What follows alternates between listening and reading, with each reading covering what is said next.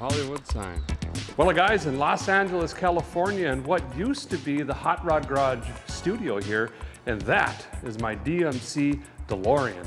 It is believed to be the world's first tunnel ram, dual carb LS 6-speed DeLorean. I built that on Roadworthy Rescues with a couple friends of mine. We poured the hours into this thing, did a lot of custom fabrication, and in the end, it's terrible. And is the most sketchy car I have ever operated in my life, hands down, and that is saying a lot. So we jammed it on the highway. Hydro-locked the engine immediately. Great. So then we decided, let's take it to the drag strip, and absolutely grenaded the Junkyard LS. So we put another Junkyard LS in it, took it to the drag strip, hazed the clutch something fierce, the doors were popping open. It was terrible. So it got pushed into storage. Now it currently doesn't run. There's no spark, something going on with the ignition. And when it was unloaded, the tow truck driver ripped the cooling system out of it. That's great. It's got a metal seat, no heat, no air. All of the harnesses are missing for the electrical, so there's no tail lights or anything like that. The doors pop open automatically. I don't even think the seatbelt works. There's no wipers, nothing like that. So I've decided to try to get it running again and drive it 2,200 miles across the country back home. Great. Grand. Bus ticket actually sounds really good right now.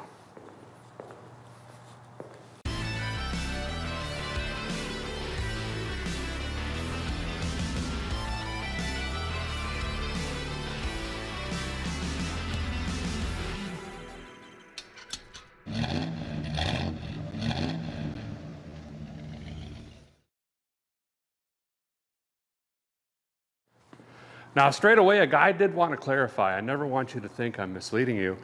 At the time when we built this, there were at least a dozen LS swap DeLoreans, and I'm sure there's many more today. But all of our research found there were no tunnel ram dual carbed LS swapped DeLoreans. Why? Because it's terrible. Actually, we're already LS swapping it, which was going to make the DeLorean people mad. So I thought, why not make the LS people mad and go ahead and put dual carbs on it? And I succeeded on both accounts. Now, some of you may have never seen this. You're like, Derek, what's going on? DeLorean? What? Yeah, so let's walk around this, and I'm going to try to share as much as possible, but there's so much that went into this thing. But I'll kind of give you the nuts and bolts, what the engine is, the transmission, go through it. We got to make a list somewhere of all the stuff we need to do, but basically it comes down into three major things. We've got to get this running again, and I think we got to start there. And then second, we've got to figure out the cooling system, which is actually very fragile, small, and delicate on this particular vehicle. And three, there's absolutely no wiring for taillights or brake lights or anything like that. We're going to need that if we're driving across the country. There's a ton of other things wrong with the car. We're just going to have to figure that out as we go. Like the doors don't stay closed. So if you hit a bump hard enough, whoop, you got the old swan going on. Maybe it'll fly. No, they'll just rip off. So anyway, let's walk around it. So if you watched last week's tour of the cars, you remember that this car was rolled. Here's all that damage. This was the world's cheapest DeLorean we could find, literally. In any country or continent, this is what we found. It was painted something terrible. We had it soda blasted, but you can see the roof is caved in, the doors don't operate correctly, both doors are destroyed. This is probably a parts car more than anything. It would be very hard to bring it back to original. Up here we've got the fuel tank, and that's just a 255 pump hanging off some plastic with a couple different hose clamps holding it into place because the original thing doesn't really work for that. So that's our fuel system, is right up here, and that's something I'm going to have to pay attention to. I don't know what kind of mileage we're going to get with this, but I'm sure it's going to be absolutely terrible. Do I have a key for this? Oh, it doesn't even lock. Okay. I'm told by the DeLorean nerds that this is pretty rare. This is an early model hood, and I guess very sought after. So that's one thing this car has going for it there. We did put all new brakes on this. So brake master cylinder, all of the lines, the rotors, the bearings, all of that stuff. So for once, no, we still don't have brakes. Being they're brand new, they're absolutely terrible. The worst brakes on a production car I've ever driven. Once you get them slightly hot, they're done. So we got to keep that in mind as we leave through LA traffic. Great. I happened to find some of that original red in here. These headlight buckets are all busted, if I remember correctly. Yeah, see, this is all messed up. I know it sounds like I'm being really hard on this car, kind of like I was with the Bricklin. Listen, these are neat. It was my childhood dream to drive one of these cars, and they're really cool for what they are and when they built them, but for all practical reasons, they're just terrible. This is the interior. We did have 2 seats in here, but one eventually got chucked to move the battery up there, and I'll show you why in a second. I had to cut the seat to even get it to fit, but that is my seating area, which is gonna be great. Pedal box is really tiny down there. Probably gonna have to get some tennis shoes because boots aren't gonna fit. That's pretty much for sure. Okay, fixed. Look at that, repairing stuff already. Don't worry about this. That's good quality control right out of the factory. You know, that's a 6-speed, and that's out of a Porsche 911 Turbo. And we kind of just made a console. You can countersink them in there and make those look a lot nicer, but we were in a really big hurry. Those toggle switches run the car. So ignition, fuel pump, fans, and then a start button. None of these gauges work. Nothing in the entire car works, basically, and I'll show you why. Back here is kind of the brain box. And there ain't a single harness in this vehicle. Nothing. There's not even plugs for the lights or anything. So we're gonna have to figure that out. So over here, we were talking about the battery. Normally it gets tucked in there and is impossible to swap when the factory seat's in. And then all of the electrical gobbledygook is back here.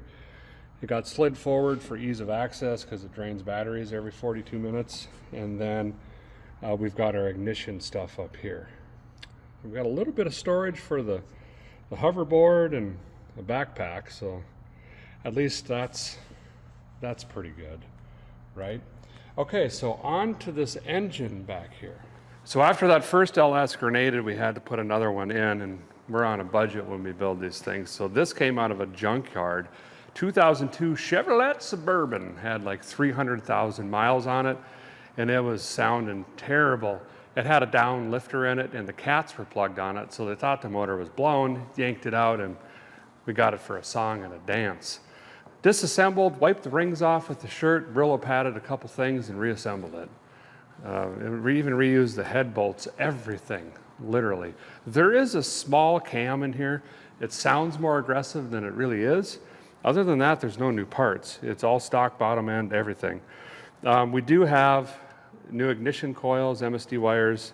This is the Holley Sniper tunnel ram intake, and then we've got dual Holley carburetors on here. And we got a fuel pressure regulator up here. The exhaust is backwards headers that come into this really cool exhaust tip down here that my buddy Andy made. This thing is scorching loud. I'm gonna have to pick up some earmuffs or something. It is absolutely terrible.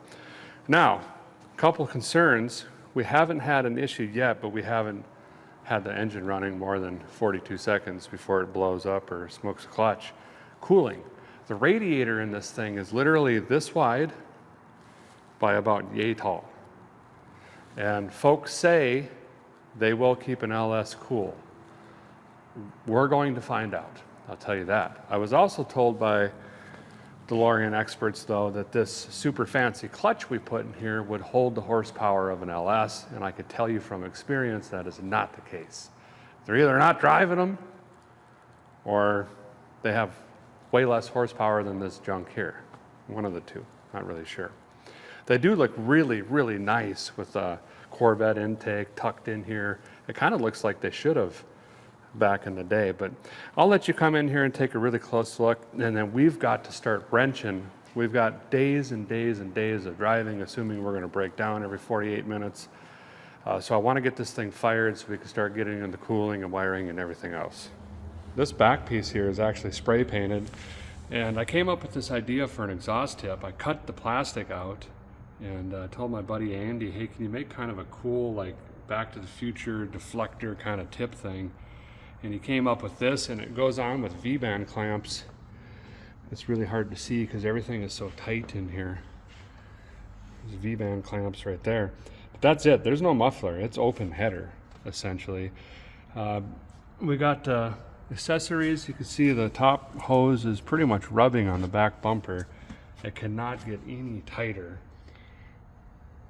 Coil packs. Here's the fuel pressure regulator. We've got a catch can. Dual carbs on here. I did test the fuel pump, and that seems to be operating correctly. This is the overflow here. This is really hard to burp the cooling system. This is a cooling pipe. This tiny little thing right there, and this tiny little thing right here flows the coolant all the way to the front of the car. And we'll get into that later. It's really something to see, and I'll show you the damage too later on up there. They put the tow hook in the front and basically just ripped all of that stuff out. So you might be wondering, where's the computer or the ECM or like the Terminator or the Dominator? Well, this doesn't have one. Since we're old school on air fuel mixture, we're using carburetors, the only thing we need to control is the timing. So with a cam sensor and a crank sensor, that's going into this LS series MSD box, and that is what is controlling our ignition coils. So that really is the only electronic or brain on the car, is that piece right there. And this LS runs just fine with that. There's a coolant temperature sensor, of course, on it, but it's actually a very simple setup. Doesn't that look cool? Oh boy. It's an open rear end, which is weird for a Porsche. But that transaxle sits in there all goofy. It's got a pretty extreme angle on the CV shafts. But I'll show you all of this stuff once we get it up in the air so you can see the bottom side of this. Pretty dainty, and a lot of these brackets I fabricated out of a wheel stop on my lift at home. Literally cut pieces, bent pieces, and made it work, and I don't know, seems to fit. So here's that software, and I know the lighting's poor, I apologize.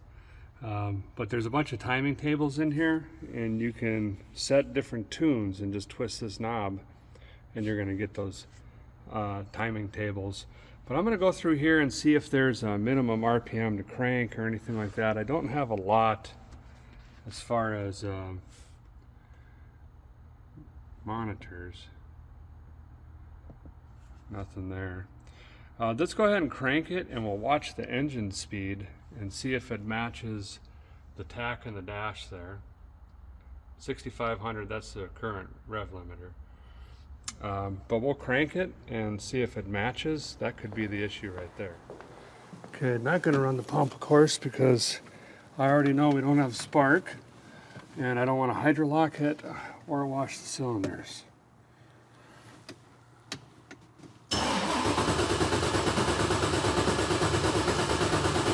Yeah, it's saying like 140 RPM. That's not. Trying to find like a troubleshooter or a.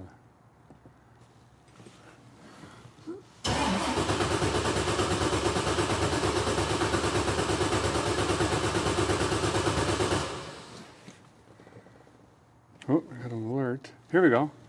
Cam sensor fault, battery voltage fault. Battery voltage fault. It's got a brand new battery. Just put it in. Oh, that's a history. Let me clear that. Cam sensor fault. There we go. Okay, well that's probably the issue. Like I said, there's two main sensors that make this MSD fire to the coil. Going to be the cam sensor and the crank sensor, and there's a reluctor wheel on there. And every time that puppy wings around, science happens, lightnings come shooting.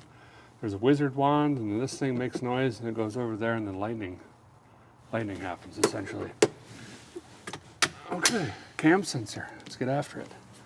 If you're wondering about that Ford in the background, not mine. They're putting disc brakes on it, I think, get it out of here. So the cam sensor is in the back of the engine, but with this intake, it's actually really easy to get to. Just gonna pull these off. They're not even bolted down, make some room. Unclip this. And then I think it's probably a 10 M&M, isn't it? Everything is. That's not so bad. Sometimes popping these out, they get a little stuck in there. There's a rubber O-ring on them. Oh, you stubborn mule. Can't really fit nothing in here.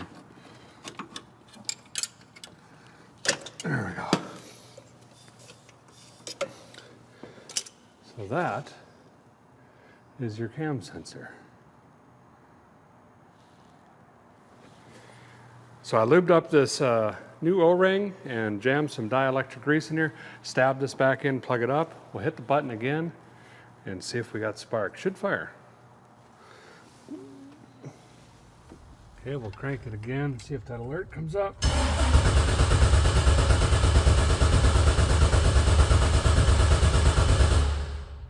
Does not, and we've built oil pressure, so that's good. Okay, this time we got fuel, choke. I'm going to hit the fuel pump and the ignition, see if this thing fires up. Fingers crossed, it was that easy.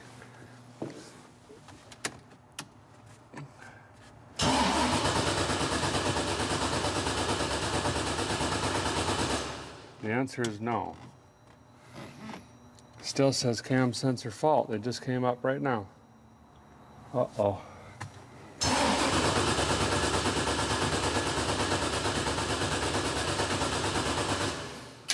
That's not good. That's not good at all.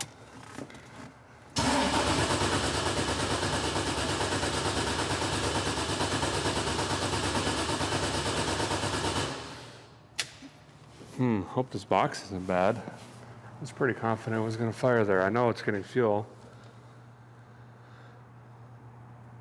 Uh-oh. Let me ponder.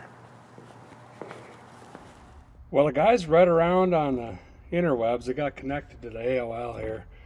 And boy, I'm not seeing much on this MSD box. It's not a very common thing. I see a lot of stuff from 10 years ago or something, but not really seeing much there. I'm going to go in here and just start changing some settings.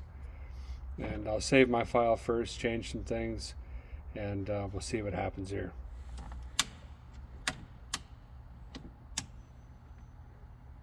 Okay. Yes, there we go.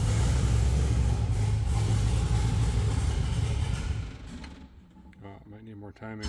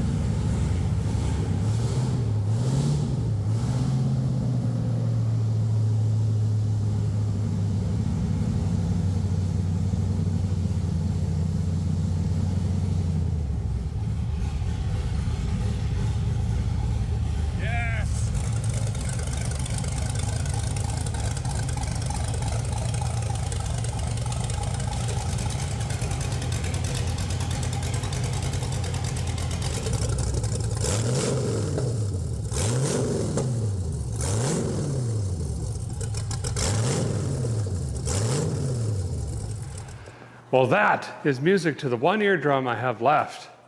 It's alive and running. I'm probably gonna go ahead, I don't know how I'm gonna do this.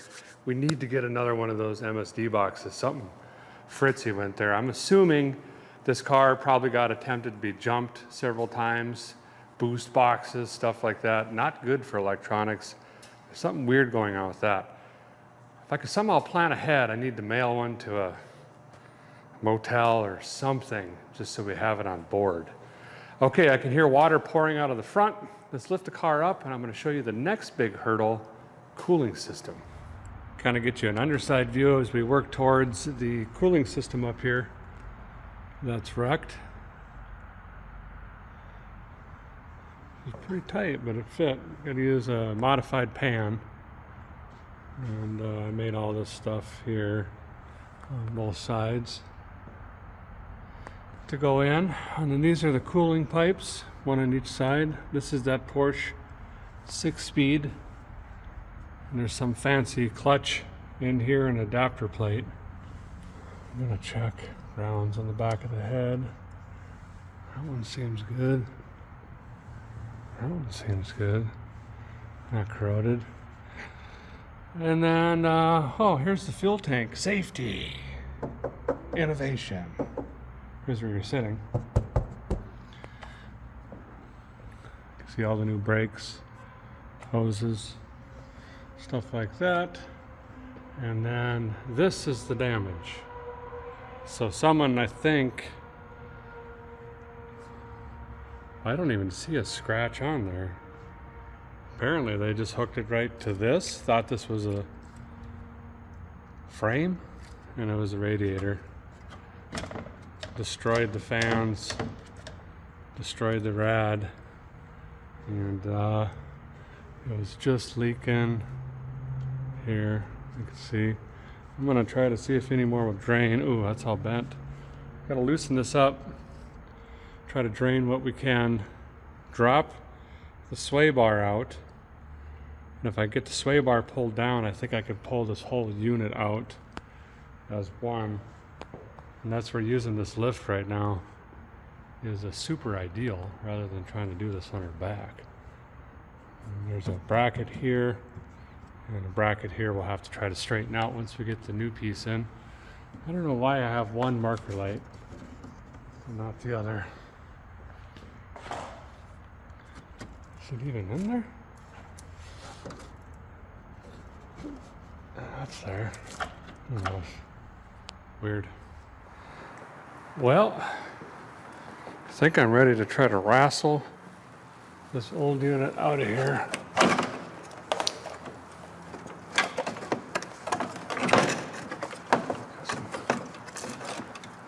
don't know if there's a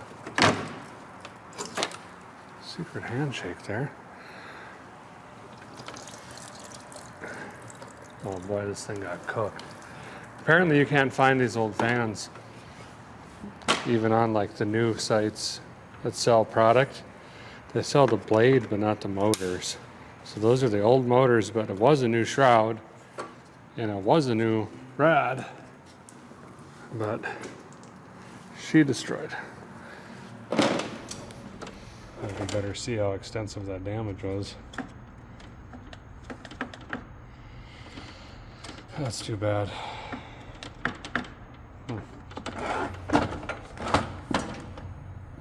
Well, the good news is I ordered that ahead, and that has shown up over here. So there's our tiny little rad. And this time, instead of those cheesy plastic fans that are on there, I found a company that makes these. And allegedly, they make 3,600 combined. They are Spalls. So we'll get this put in. I think we assemble it first, then drop it in. Maybe there's constructions. But I'm really hoping this helps our cooling. I mean, it's got to, technology-wise. These fans got to move a ton more air. So let me get this assembled, and then we'll get it back in the car. Pretty impressed with this, actually. It doesn't fit exactly, but they're making a shroud for an unknown rad, right? So I think I can get hardware in that corner, this corner, and then I'm going to see if I can find a drill and drill bit around here. And I got to make a couple holes. That one just needs wallered, and get that bolted up. And I think it's a lot narrower as well, which will help us. Got one in already. I wonder if I could find a little torch or something around here. Could make a barrel fire and just let the heat crawl up. See all these connectors. We had to wire these. The original fan wiring was shot, so these are hardwired into the dash, into a switch. There's no temperature probe on this. We gotta watch the heat gauge and then boop, flip the switch on. So back on this, now that the wiring is completed, found this little kit. I don't think they'll mind. Something like this maybe. Might be the right size. Yeah. And we're gonna persuade some holes with the old Christmas tree bit. This is the Charlie Brown bit. It's not as floofy on the bottom. I am gonna fasten the corners, like I said, just to hold it and then get to town on this. So you might have noticed on this get up here, I put new support rods in. I actually found these and they were super affordable, like $10. And then I happened to find the bottom supports too. These were about 25 bucks a piece, meaning these two are the cheapest parts on the entire car. Might as well get them. This one wasn't so bad, but you can see this one got really gacked up. And it's hard to guess how it needs to be, and I'd rather trust the position of the frame in this bracket to set this correctly. You probably noticed, but these basically go like that. Now my buddy Chad is the one that actually put the rad into the car while I was doing engine stuff when we built this. I could call him, but I think we're just gonna put the rad back in, hang it by the hoses, and then we'll come in and put the brackets in and try to line these brackets up wherever that hole went. And last we'll do electric. That must be a ground.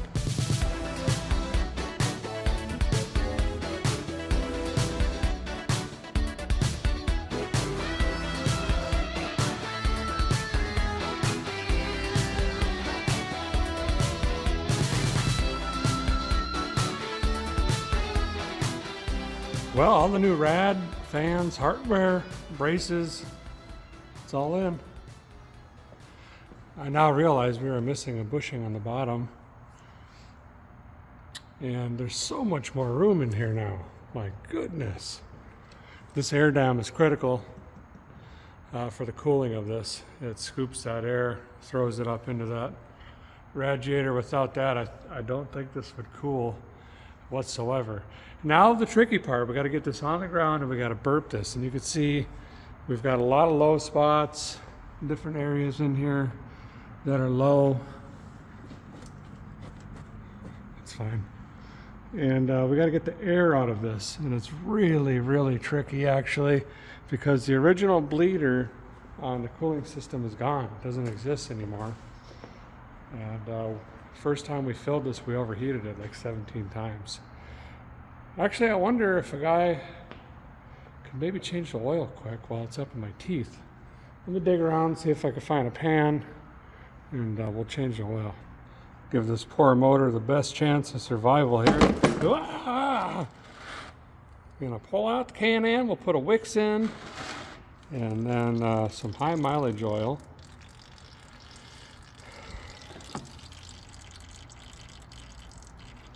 I don't see a bunch of metal flake. That's good at least. Well, guys, got the oil dropped out. I didn't see anything alarming there. Got the new Wix up in here. Of course, you got to write the date or the miles on. We don't have an odometer in this, so I'm just going to put the date on it. Drain plugs back in, so now we could pull this out of the way, drop the car all the way down, fill it up with oil, get this thing running, and we have to burp the cooling system. That's a process. Got her back down on the pause. For Earls, we're going to go with the Valvoline high mileage synthetic 1030. This has got all vitamins and dinosaurs the newer engines need. And high mileage this unit is. That oil didn't look too terribly bad. I more so just wanted to see if there was any metal or contaminants in it, because all 4 times this has been driven, it's been just wide out. No forgiveness on the chip. So we're gonna have to do the opposite, baby this thing, try to get it on the highway, get it in 6th gear. If it will go in 6 with the cam, I have no idea.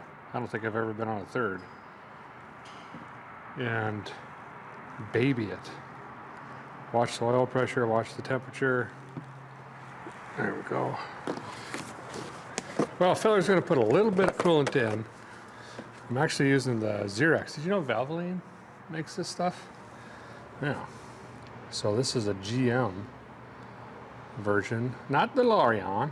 I'm gonna put just a little bit in, then I'm gonna find a jack, and we're gonna jack the back end of this car up as high as we possibly can.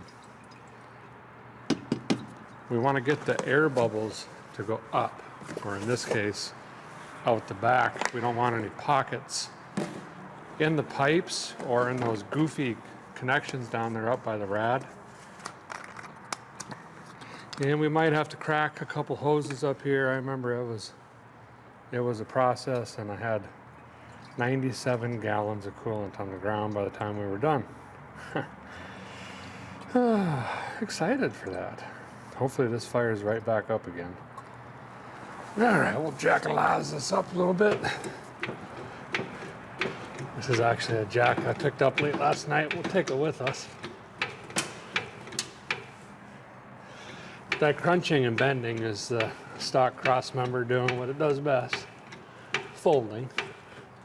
It's like a poker game, but a car. Okay. Now hopefully air will run uphill. So now we'll see if it wants to fire up again. And we'll start burping this thing. Ignition, fuel pump.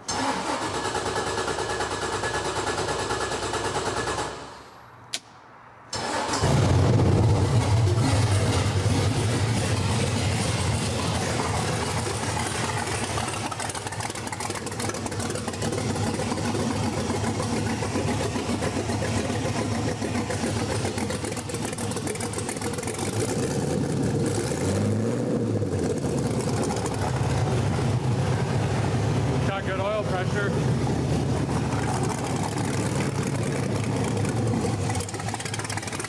All right, start filling, burping. It's going to be a long process.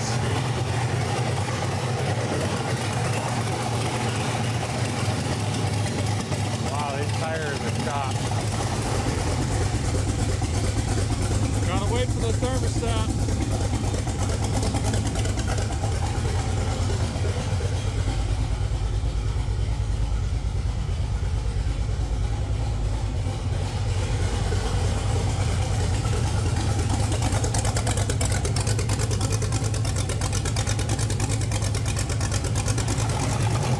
Adjusted the air fuel a little bit on the idle circuit. We might have to change that as we go back up in elevation and then back down again. It's about 185, 190. We're going to wait a little bit more, and then we're going to turn these fans on and see if it brings it down. This is a good example of sitting in traffic. I also realized we have to test this clutch. I hazed it super, super bad at the drag strip. Well, here's what that looked like.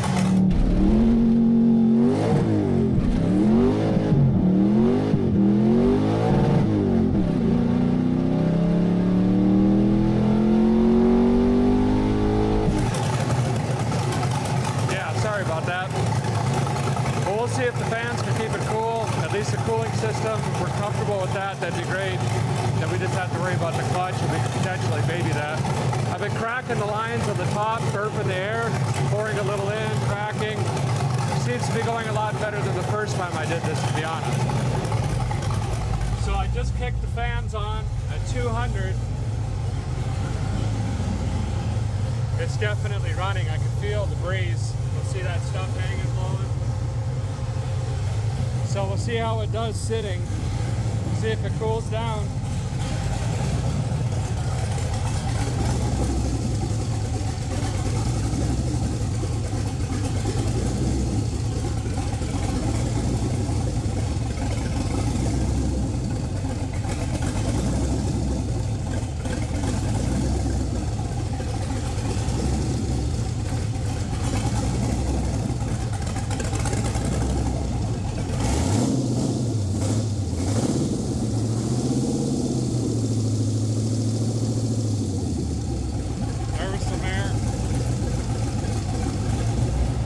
10 minutes later, it's gone down just a little bit, but it's holding.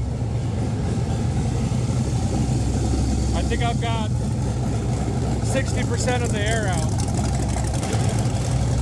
That thing is so loud. If I don't get pulled over 15 times for exhaust, I don't know. Now I feel like I'm shouting. I'm gonna get some fresh air, let it sit back there and do its thing. And then what we got left? Electrical. We got to figure out brake switch, wiring, lights or light sockets. I already took one of the lights out to look at it. Definitely not going to figure out headlights and running lights, I don't think. And I don't think I could drive that at night anyway. Can't see out of it as it is. So we'll scoot around during the day. You know what I mean? That's kind of the next big thing. I just want to make sure it moves, doesn't overheat, runs, and then we'll work on wiring. Well, I think that was successful. I just had to take a business call, was on the phone for 20 minutes, forgot about the car. I walked way down the street, didn't overheat, also didn't run out of fuel. I forgot about that. This is bad gas from the 80s. And the temperature, you like how you don't even have to pull the latch? That's gonna be great down the highway.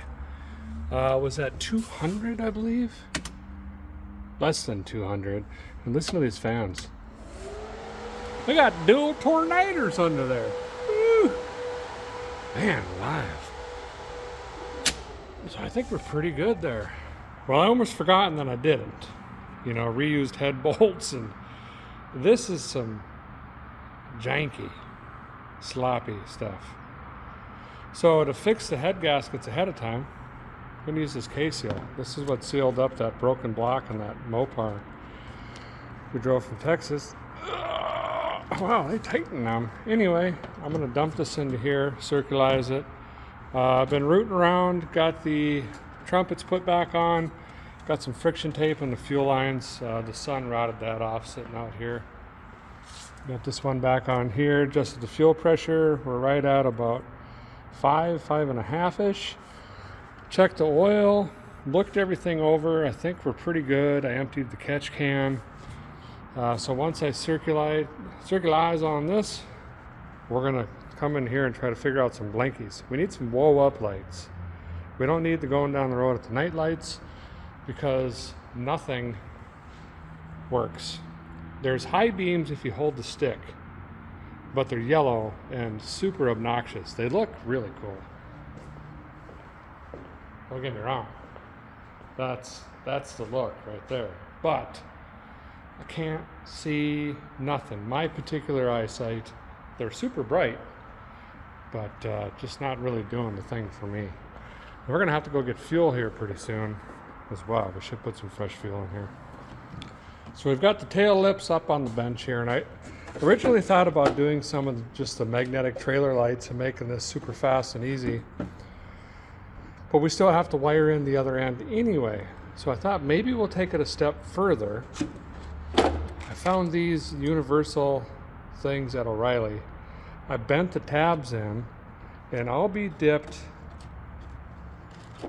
if I could probably, I don't know, I could probably make that work and figure out how to strap that in. Yes, only one of the three is going to light up, but the law is a singular brake light.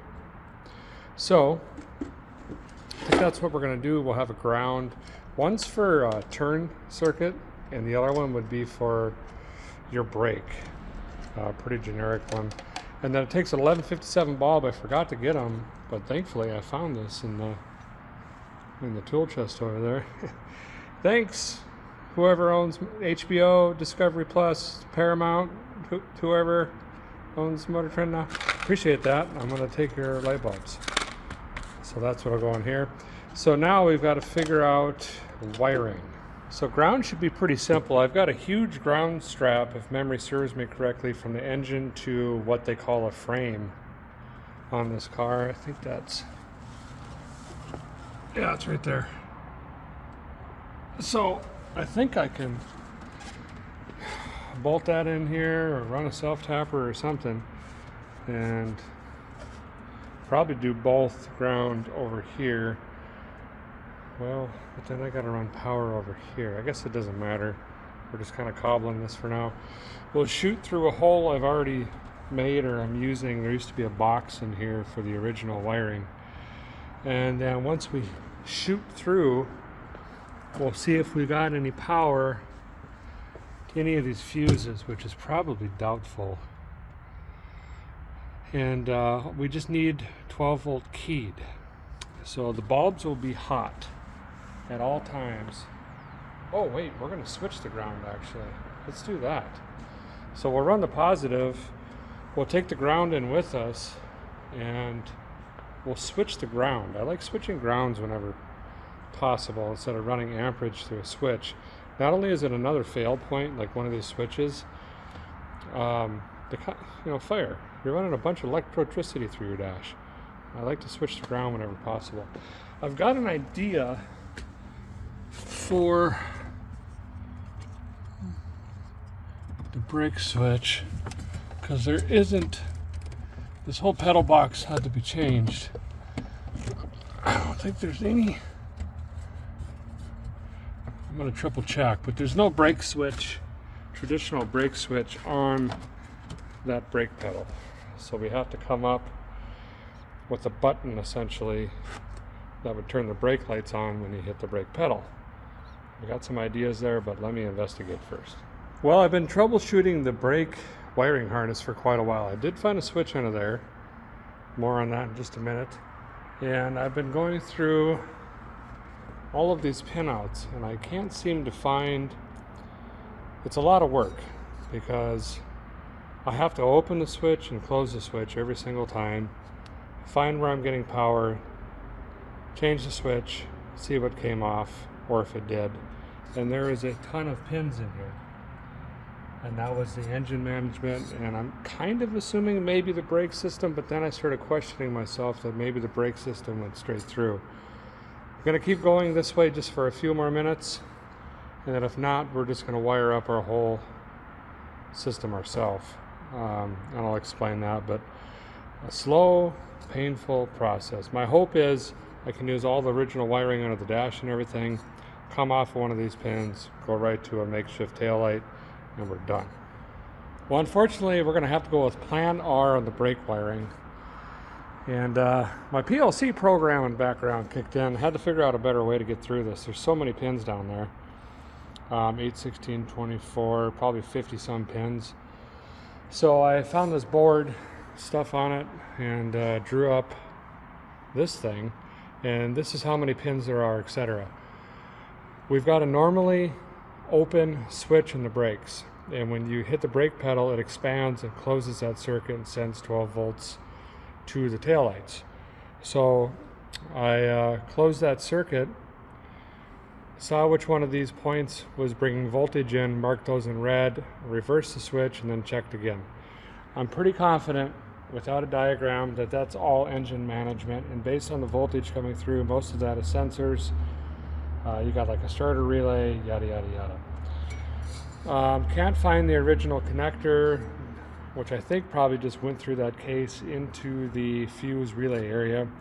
So we're just gonna have to make our whole system. I spent enough time on this, gonna have to cancel that program and get to wiring. So a little bit change of plan. I know I just said I wanted to switch negative or ground earlier, but we've got 12 volts under the dash now that I found that switch, which doesn't work very well with this aftermarket pedal box. I'm gonna have to take a couple washers and electric tape, stack them on there so it actually closes and opens that switch. Once I finish that, we're gonna run a wire from that switch all the way to the back of the car, and then that'll be our voltage, and then we can start wiring in the rest of it. Basically, it's a whole bunch of piddling around. Let's dig into some 80s synthwave. Matches the car. Enjoy.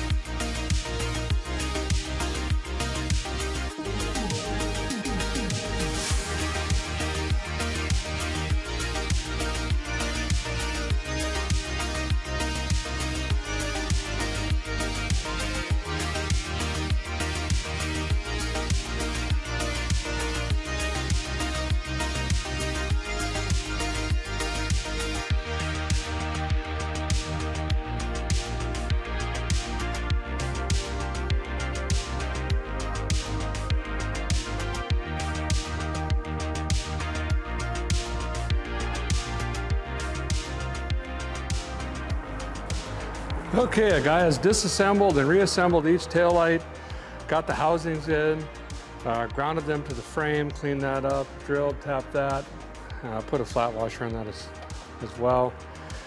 Got power around to this side, ran through, fixed the switch underneath the dash, got all that wired in, tested the 12 volts of that. Key is on. If I hit the brake pedal, we should have a brake light on both sides. Let's see, that's clutch. What are you seeing? Is it working? Are you looking? Do you got both of them? Right, left. I also checked that we were getting the larger filament in those 1157s. So are both going? Oh, they are, good, great, that's awesome. All right, we got brake lights. It's fixing to be dark right now, but I think we're pretty close to having this thing roadworthy. Once again, actually. Let me get the lights back on, start walking around this thing, come up with the final list. We can either start packing the night, leave early in the morning.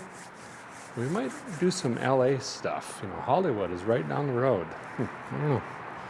Well, I think the guys pretty near cleaned up my mess here, wiped up the floor, put all the tools and everything away, got the car buckled down almost all the way. I still got some stuff in the rental, of course.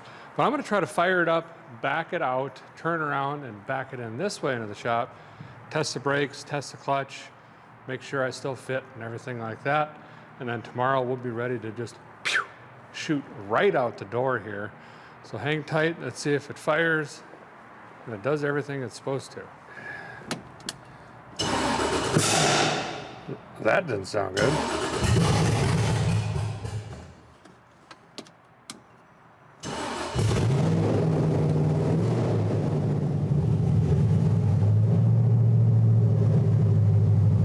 Got a dome light in here all of a sudden. I can't see nothing. Passenger mirror is broken. Driver's side's folded in.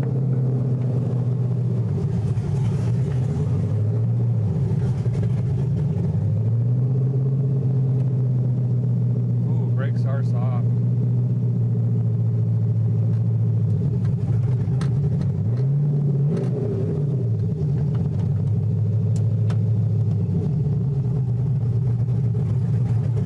Oh, there's lights. What changed? I didn't change nothing.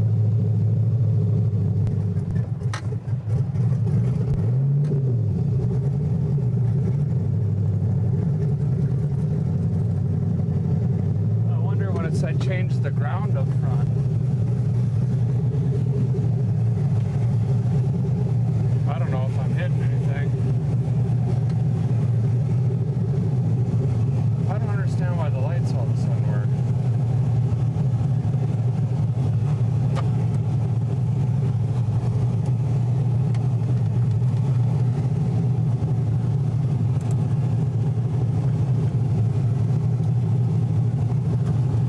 Sticks all the way forward. Okay.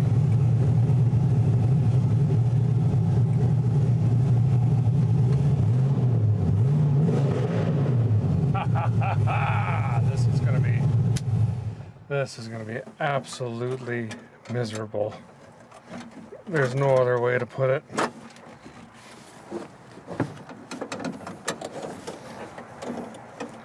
How do you get out? Normally.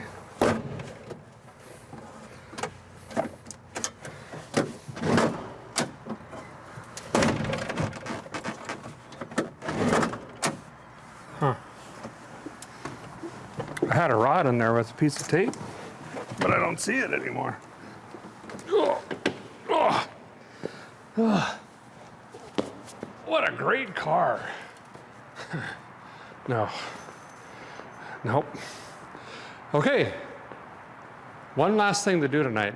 I found my hoverboard again. It was kind of getting in the way. I think we're going to do something fun. Let's go over to the bench here. So this hoverboard's been riding around in the car pretty much since the day we got it, just kind of as a, you know, Marty McFly kind of deal. And I got to thinking, one of you should have this. You know what I mean? I'm gonna haul it home with me to Tennessee. I'm gonna sign it right now, but I need your information. One of you is randomly going to win this. Just go to vicegripgarage.com and pick up anything. T-shirt, sticker, lanyard, sunglasses, whatever. Shine juice. And then we're just gonna randomly throw this in your order, and someone's gonna get the hoverboard. I gotta find a black, here's one. We're gonna write a nice message on here. Thanks for the support. Congrats. And then I signed it there in yellow. So again, vicegripgarage.com. Grab yourself anything. So I got your ship and address and whatnot. We'll toss this in the box with your order, and you can have the DeLorean hoverboard. Does this actually work? Start. Oh, it's probably got an app. Let me download it. Well, the headlights magically started working, but we still don't have running lights, and quite honestly, I don't really want to go anywhere out of LA in the dark. So we're going to depart tomorrow morning. So that's it for tonight. We'll see you guys in the morning, and we might go tootle around, do some touristy stuff. By the way, we're going to do that all the way home. You know how I travel. Random stops, old buildings, history, museums, you name it. We got a long ways to go. We might as well have fun while we're getting there. See you in the morning. I got to disconnect this battery so she doesn't drain on a guy, you know. Should put a disconnect on there, actually. Put it on the list. Well, good morning. Coming to you live from the rental car. How do you turn the wipers on? There we go.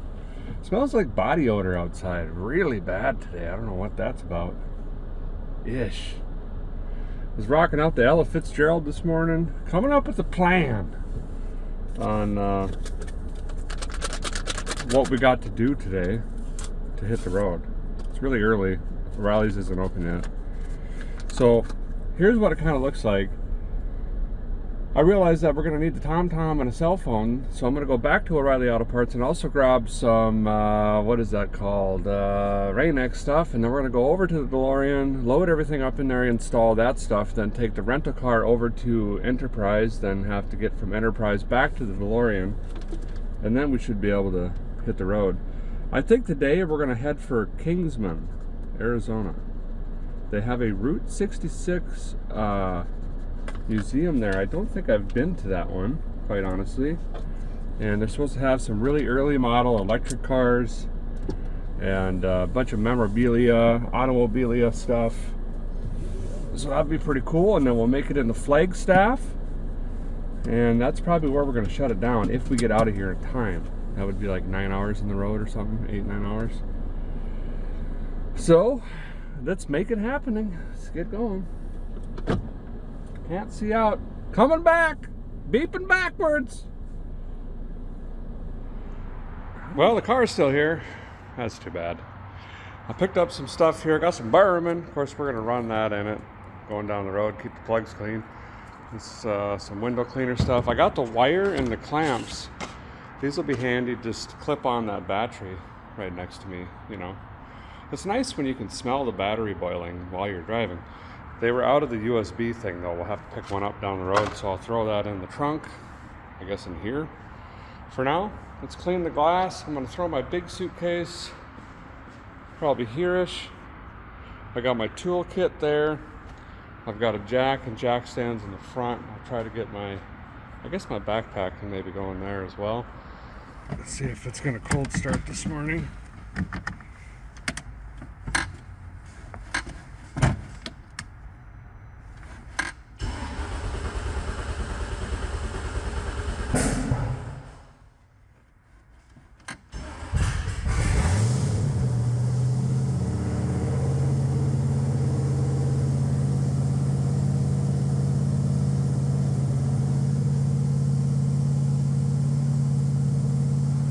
Okay, that is outside.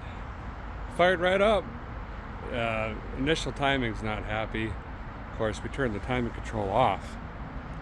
I got to take this Starbucks back, or little rental car, or whatever it is. Close this place up, and then get back here. And this is the last time you or I will ever see the Hot Rod Garage. Kind of sad. 13 years, I think.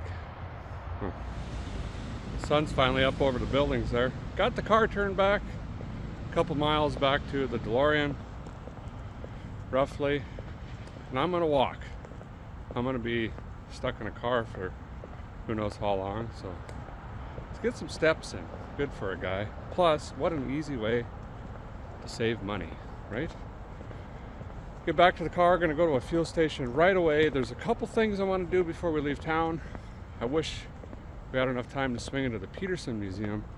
Incredible collection, and they change it a lot. But we will find other museums on the way home. Make this fun and interesting. Plus the guys gotta get out and stretch every now and then. This car is so sketchy. Your adrenaline's going the whole time just trying to steer the thing. Oh, this is gonna be terrible. I was walking down the street here and I saw something cool. Look at this. J. Paul Benson Contractor, 1927. Wow, still here. Got a couple cracks in her, but they done good. You know, pretty wild. Want to see something I never even checked before? Oh, be dipped. Look at this. I think I snapped one of them buttons off the other day and just smashed it back in. I can't believe it. Out of the probably 2,500, 3,000 cars I've rescued over the years, the first one with working power windows is a DeLorean. Seems right. Nope. All right, let's fire this up and find a gas station quickly. Yeah.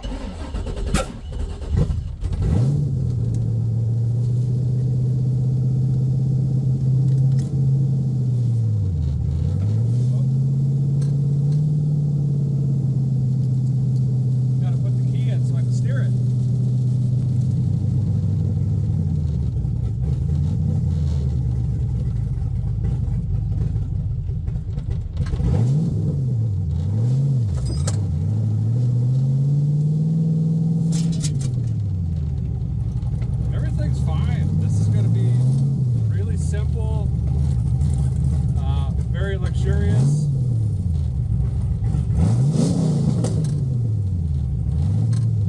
It doesn't run very good. Oh, I got really soft brakes.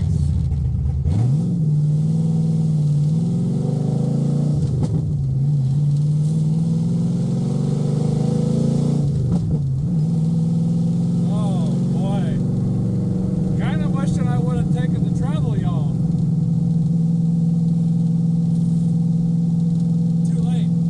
The metal seat is really comfortable.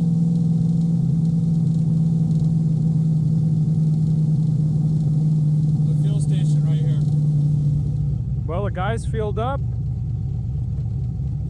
Well, these brakes are a little concerning. Got the map pulled up.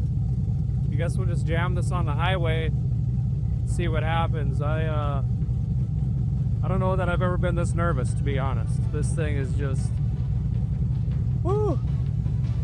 Well, let's give her a shot, see what happens.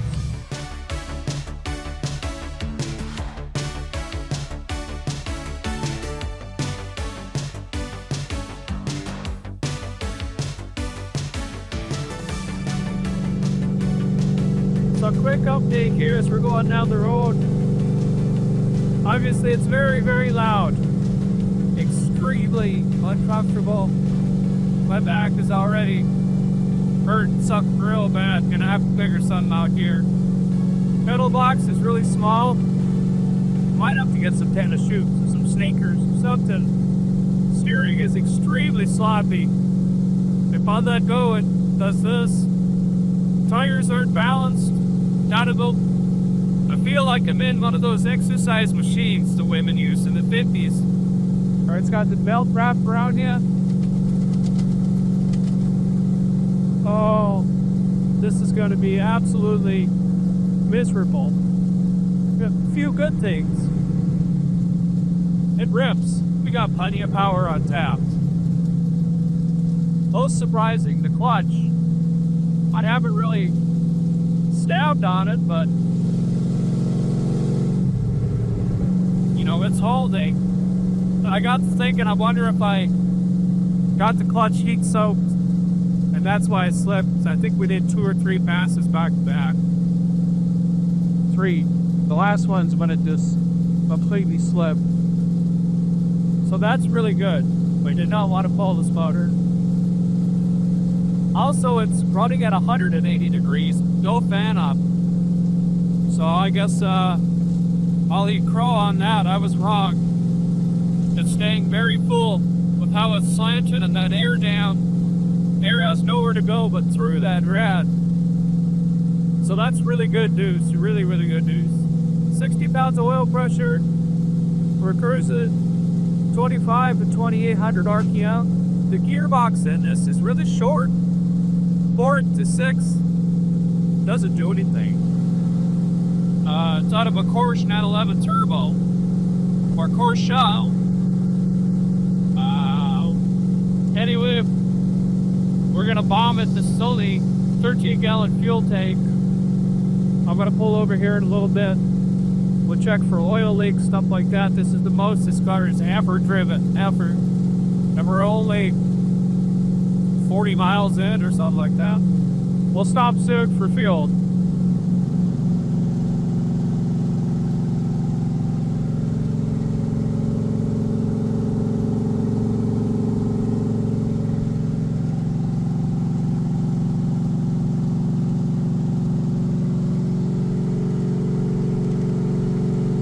Well, pulled into a big travel center here. Wanted to shop for something specific. I did get it. Got a lot of attention at the pump. And going down the highway, people filming the car and stuff. That's really cool. I guess you don't see these around that often. And a lot of them are in such good condition. I think they just sit on display or in museums or in garages with covers on. But we're driving this one. Did the math on it. We got 17.97 miles. Call it 18 miles to the gallon. Dual Carb LS, 6-speed, but it was still running 2,800 RPM. So that's great. We only got 13 gallons capacity, but at that kind of mileage, we can make it to our next destination without a fuel stop. Let's take a look here really quick, make sure nothing's leaking. I do have some idle surge coming in, and I found the source. We got vacuum caps deteriorating from sitting out in the sun. I don't think this went inside the building till last minute, but I don't see. Timing cover looks nice and clean. Valley cover looks clean. I don't see any coolant dripping anywhere. She's sealed up good. Nothing's weeping here. We don't have anything funky going on with the fuel making happeners. Looking pretty solid. No blow by going down the road. That's easy to check. You just whip your head around. All right. So what I was after here is those little rubber honeycomb looking squishy seat pads. I picked up 2 of them. Moses, they were expensive, but I got to do something. I'm already in a lot of pain. Also, I saw a barber in here, so I'm going to go in and trim the ears down a little bit. Hit the road again. Ears lowered, back at the car. Didn't get stolen again. I even left the keys in it. Darn it. So that's what they look like after you get it in the cover. This is what it looks like before. If you've never seen one of these or used one, and you're missing some springs or got a bad back, these are delicious. Although really expensive because you got to get them from a truck stop. So this one I'm going to set up here. Try to give my spinal cord some sort of support there. I also grabbed some earplugs. That might help too. Ah, that's a little better.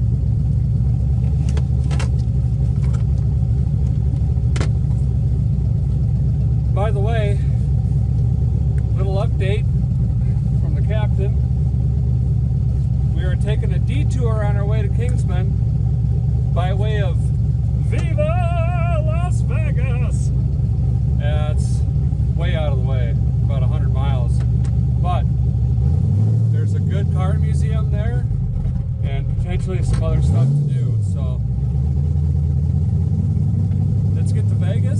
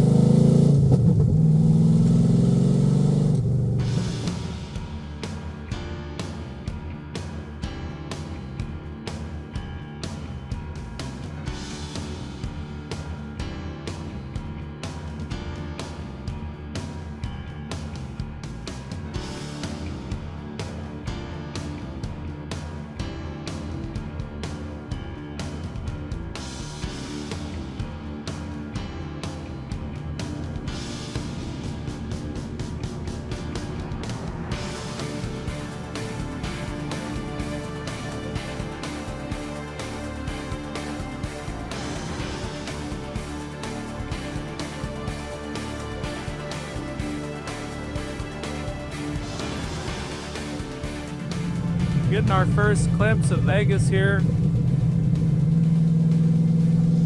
It's been, I think, maybe 3 or 4 years since I've been here. South Coin, I think that's a new one. I don't remember seeing that one. Of course, I remember all the old school ones like Flamingo and Circus Circus and New York, MGM. Big old stadium. I don't remember that either.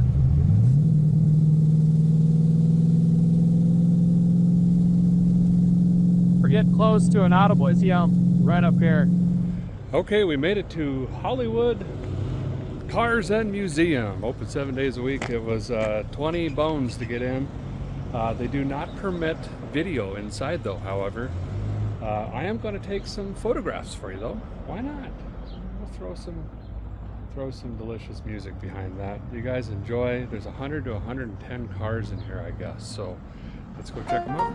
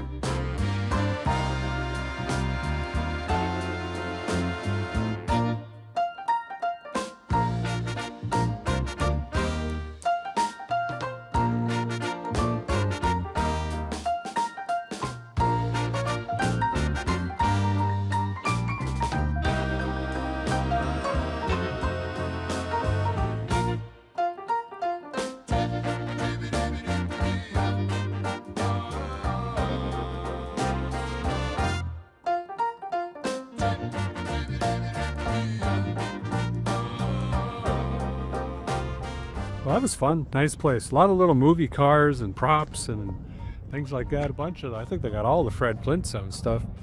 Real nice guy gave me a list of automotive attractions. I've been to a lot of these and been to them with you, I believe. But there's one very close by called Nostalgia Street Rods. I have not been there. I guess it's a bunch of old school hot rods and gassers and stuff. And it's only like 1.5 miles, 2 miles from here. Yep, let's go do that. We have landed, and this looks promising. We got a John Deere, Chevelle, and old Ford Coupe out here, and a jailhouse. And here's the place. 150 plus hot rods, street rods, scooters, and memorabilia. Something to keep in mind if you're putting this on your travel plans is there's guided tours on the hour typically, but right now I guess I'm the only one here, so he's going to run me through. I didn't land on the hour, but I got lucky. So we're going to get settled up and then we'll go for a tour. I guess it's multiple buildings, so let's go see what they got. Yeah, getting a little tour here, and we just went through a bunch of toys, and now we're in, what do you call this room? Probably the memorabilia room. Memorabilia room. Everything in here is signed and authenticated. There's music with astronauts, presidents, sports people. I'll give you guys a little whirl around here. This is incredible. B.B. King? Wow. This is wild.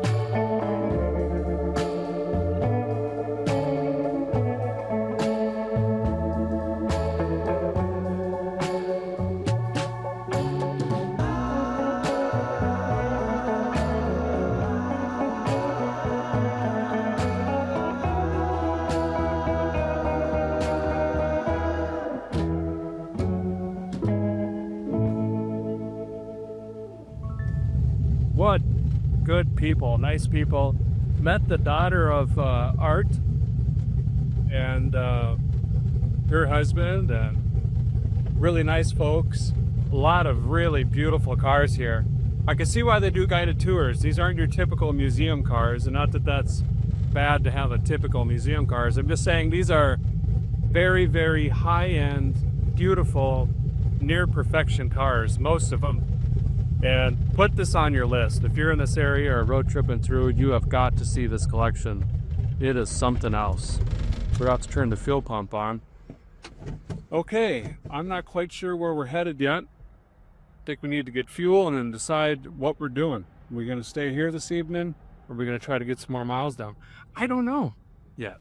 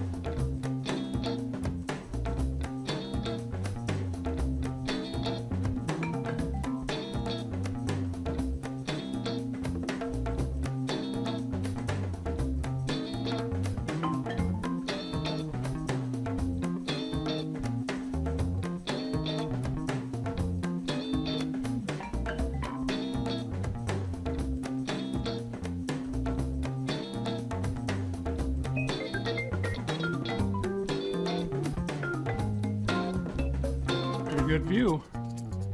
Well, the guy has decided to shut it down for tonight. Gave this place an email so they could spam it every day, but I got a room for $50. They get you on the parking though. That's the downside. Hopefully that thing will be stolen. I left the battery hooked up and the keys in it. We'll see what happens. I'm gonna get something to eat, and then we're gonna leave bright and early tomorrow morning. We got to fix the brakes. The brakes are fading. They're getting much worse. I'm having to use gears before the brake pedal to slow down. So I've got a buddy down in the Lake Havasu area. So now we're going to swing way back down south, grab that. He's going to help me with brakes, and then we'll get back on to the Route 66 and start heading east from there. But I'm going to go relax, wet the back neck, chew on something, and we'll see you guys bright and early in the morning. Well, good morning. Lost my parking ticket, as you should. Well, this is going to be interesting getting out of here. Hopefully the car's stolen now and we can just figure out a re-ride. You know what I mean? Great Scott! It's still here. Alright, we'll check on the oil. Sure, it's in there. Alright, good enough. Now, being a DeLorean, you really got to go through and look at everything closely.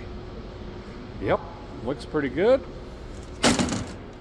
All right, we're going to head out. We got to fix brakes today. We're setting off all the car alarms in here this morning. Sorry about that.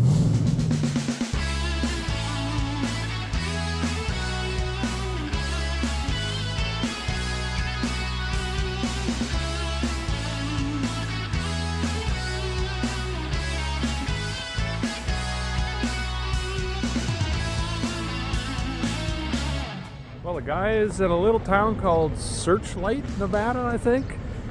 Get fuel and some waters. Ran into a whole bunch of fans that are checking out the car. Looks like we got another 2 hours or something before we get to my buds. And we're going into Mountain Standard Time, so I'm getting all screwed up on time zones. This day is getting away from me.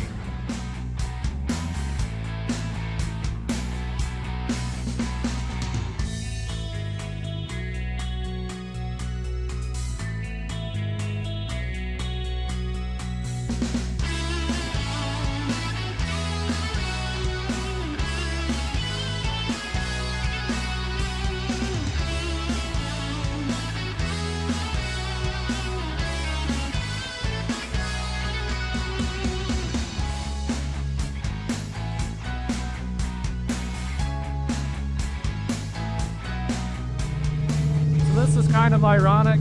I had to check the map, kind of panicked for a minute. This highway we're on, we just dipped back into California. We haven't gone anywhere. Other side of the mountain. No, I guess the way it's shaped, we're cutting across the edge of California and then back out again, I guess. But Freddy Drive. I mean, it's desert, but you know, I also like the plains of the Midwest. A lot of people don't think that's pretty. I do, because everyone's got their own opinion, but it's unique. It's got its own beauty for sure.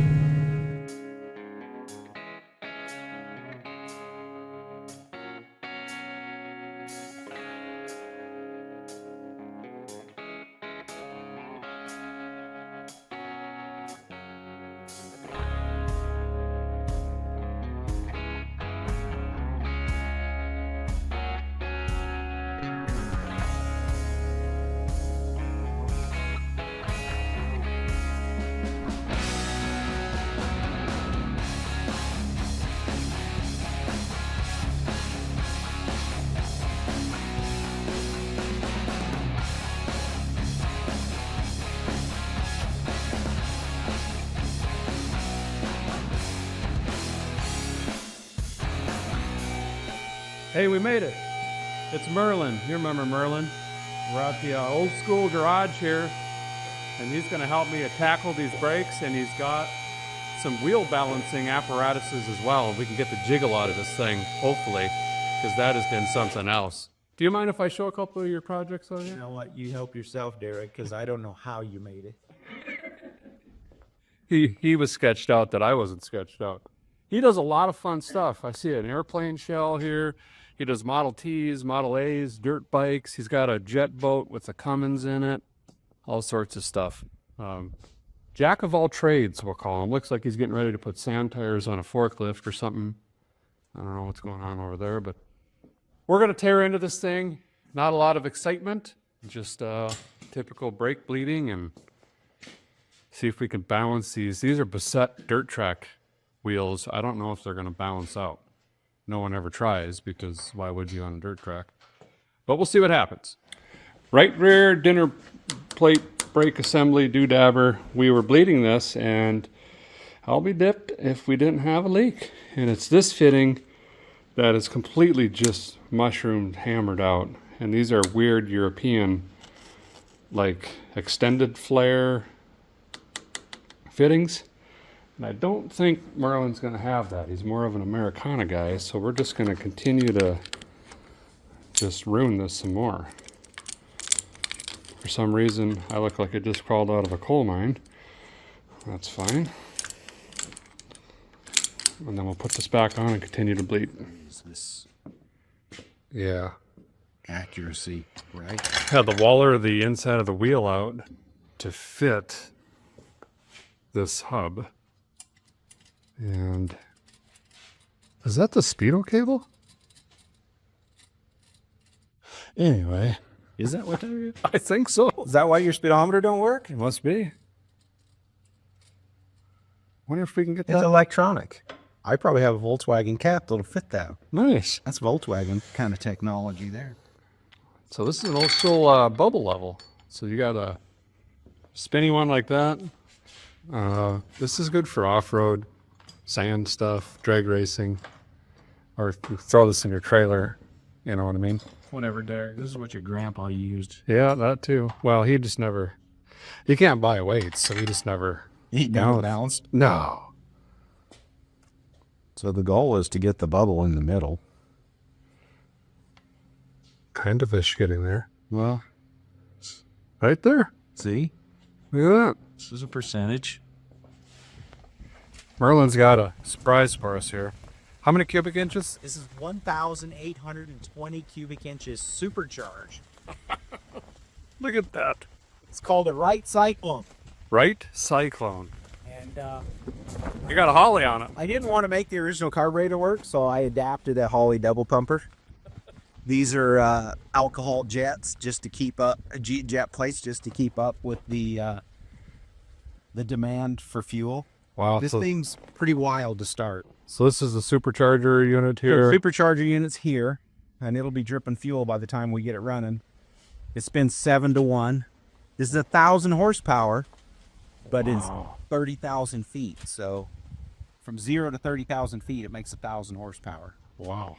And you're going to fire it up. Yeah, we're going to start this thing up. All right. So, essentially, it has an inertia starter. What I need you to do is watch the crank, Okay. and I'm going to turn it through slow. Okay. We got to get 2 revolutions of the crank. All right.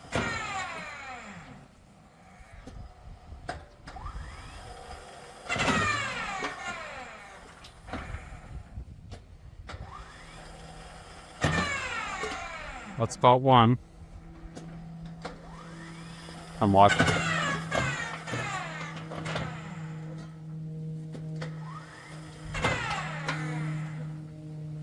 Pretty much through. Right there. That's 2. So now what we do is we wind the starter up.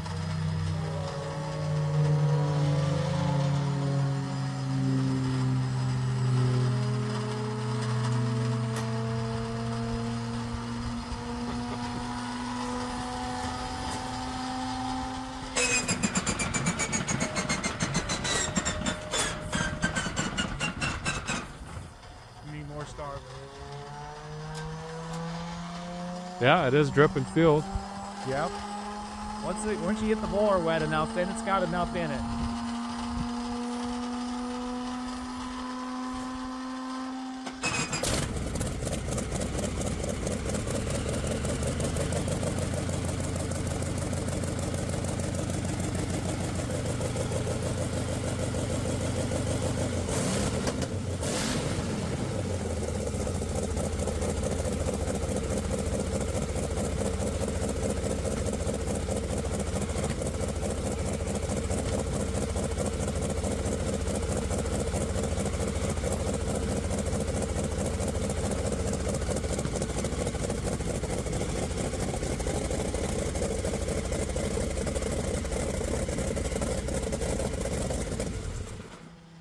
Oh, my Lanta. Is that a tree or what, Derek? Sweet. Oh my gosh. That is so loud. The ground shook when you revved it. Oh, That's a lot of motor. wow. Well, that was random, but also awesome. Never forget that. She's back down on the pause. Got her bled out. There's pedal now. It's not leaking. We believe we've bledished that. We also came in here and rolled these fenders. Because you could see here I was cutting my tires every time I hit a bridge or a bump in the road. That lip would come down and yak the tire, and obviously we don't have a spare. This side fought us a little bit, but we got her done. Checking tire pressures right now, and then also ran a wire to our other peg on the goofy universal light sensor. And the green wire laying in there now is our running lights. So I believe we can run at night because we have to make up some time. We've been driving 2 days and we've only gone 4 hours east because we've been going nothing but up and down. So a huge thank you to Merlin, Old School Garage. Appreciate it so very much. You're welcome. I wish you luck. Thanks, buddy. In a half hour when you're broke, I'll come get you for Taco John's. Sounds great. Oh, you got Taco John's out here? No. Oh, no. I got excited. I about stayed the night. Okay, we are headed to the London Bridge. It was recommended I check this out. It's one of the top 10 most famous bridges there is. We're going to drive across it, check it out, and then we're going to head towards Flagstaff, Cannonball there, try to get there before dark, but we'll see what happens. I can't see nothing, and I am already hurting. The seat, slouching, her head, throat. Oh. And then we're just gonna have to try to cannonball. I'd like to still stop at a couple places on the way home, but we'll see what comes up. We'll be at the bridge here in a minute. So here is the London Bridge. It is from London, England. It was disassembled, shipped over here, then reassembled. Robert McCulloch bought the bridge in 1967 for a little over $2.4 million. He's the founder of Lake Havasu City. He's a businessman.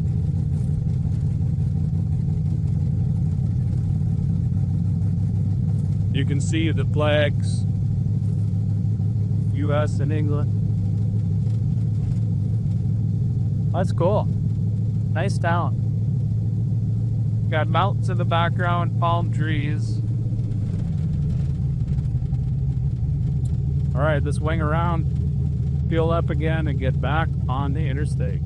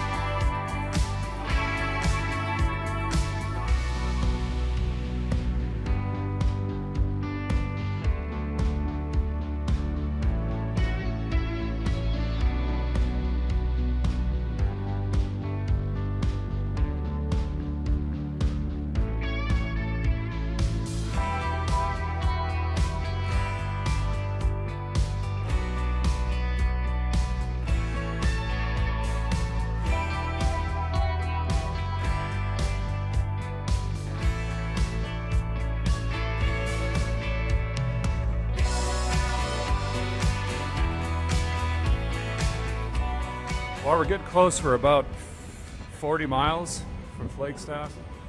Hold over, I gotta dig my flannel out. It is freezing cold. I didn't take that in consideration. It's like 21 degrees right now. And then wind chill in the car, starting to get a little bit chilly.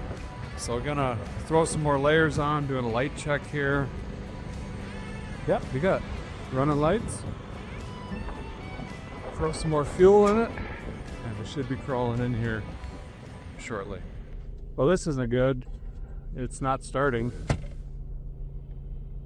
And I don't know what's the deal here. I don't know if it's the cold and the altitude.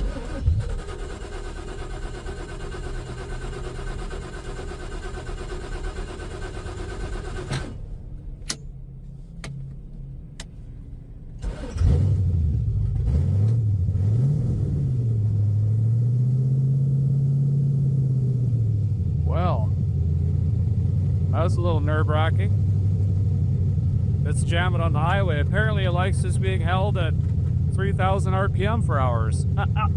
Great!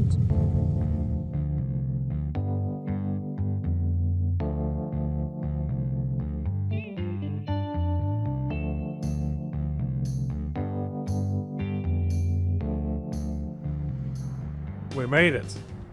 And that is historic Route 66. Right there. Definitely shutting down for the night. I can't feel my hands or my feet, and my back is just hurting something terrible. I'm gonna go stretch out, just straighten the spine. We'll see you guys in the morning. Maybe tootle around here a little bit, but we have got to get some miles underneath of us if we're gonna get back to Tennessee. This week? I don't know. We'll see.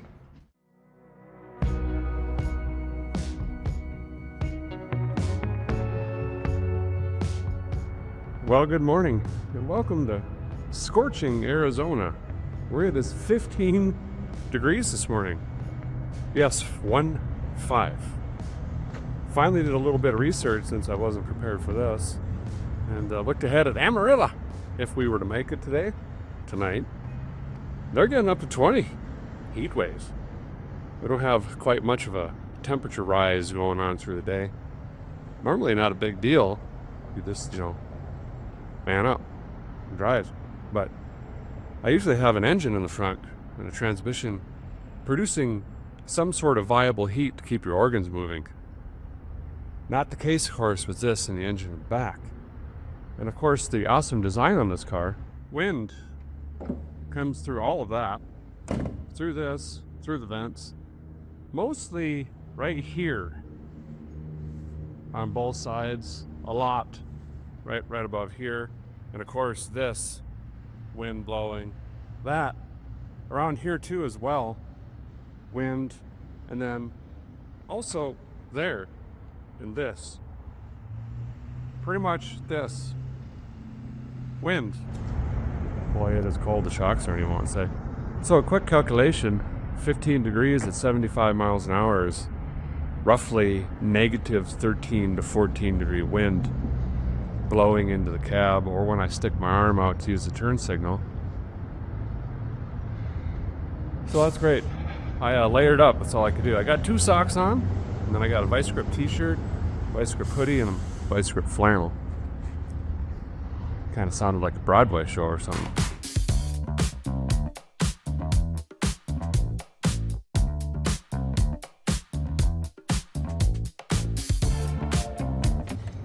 So anyway, let's check some fluids. Good thing we did put coolant in here, not just water. Hadn't even thought. But yes, deserts don't mean hot. It just means desolation of life, extreme temperature, one way or the other. So let me get packed up, check the fluids. I really, really hope it starts. I got 1 choke on here. Only one of these carbs has a choke. And we don't have initial timing set on this, so. And last night when we stopped for fuel, I sat there for 10 minutes. Battery was almost dead. Oh boy. Hope everyone likes getting up early. Oh. Should echo nice under the awning.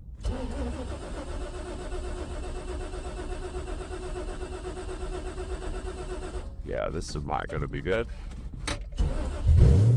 Oh.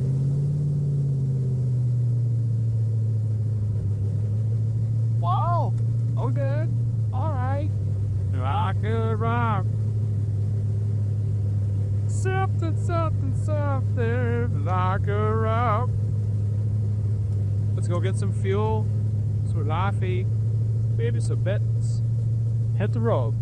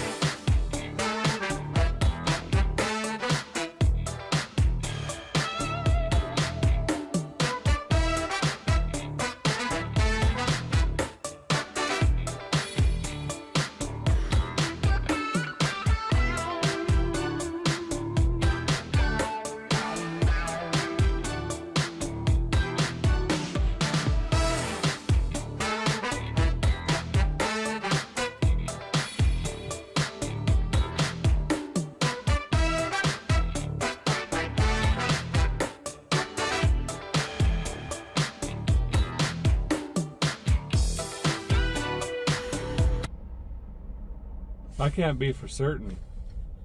No, I'm for certain. Our trip is over. I just pulled out of the gas station, grabbed second gear, and heard a tremendous clatter. I think the CV shaft just completely exploded. And I'm in gear and we're still rolling backwards, so I'm going to take advantage of that. Try to roll back into the gas station. I am in the middle of absolute nowhere right now. There's a Texaco, and that's it. I'm in the middle of the Navajo Nation. So, can we go back in time and maybe take a right instead of a left? Would that help? Coming back. I'm coming back down. Oh yeah. Yeah, I hear it banking and clattering. This is not good, people.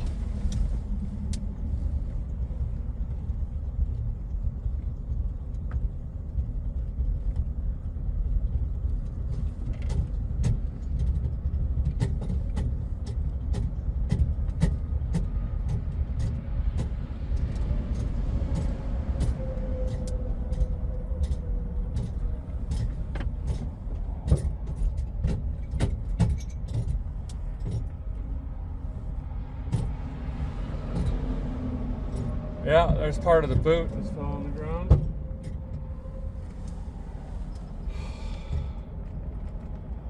Oh boy. Oh boy. Well, at least they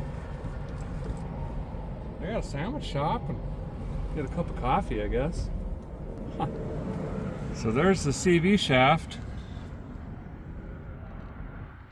And it's supposed to go to that transmission.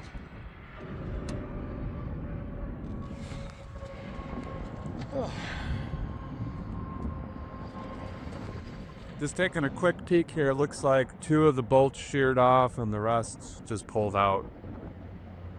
I'm gonna jack it up, see if there's any threads left on the transaxle. Doubt I could get a drill in there to drill and tap it. This is not good. At least it's 21 degrees and windy. Sweet. Yeah, there's carnage. We got 2 bolts sheared. Might have taken the clutch line out up there. That's even worse. We also smashed closed the cooling line here.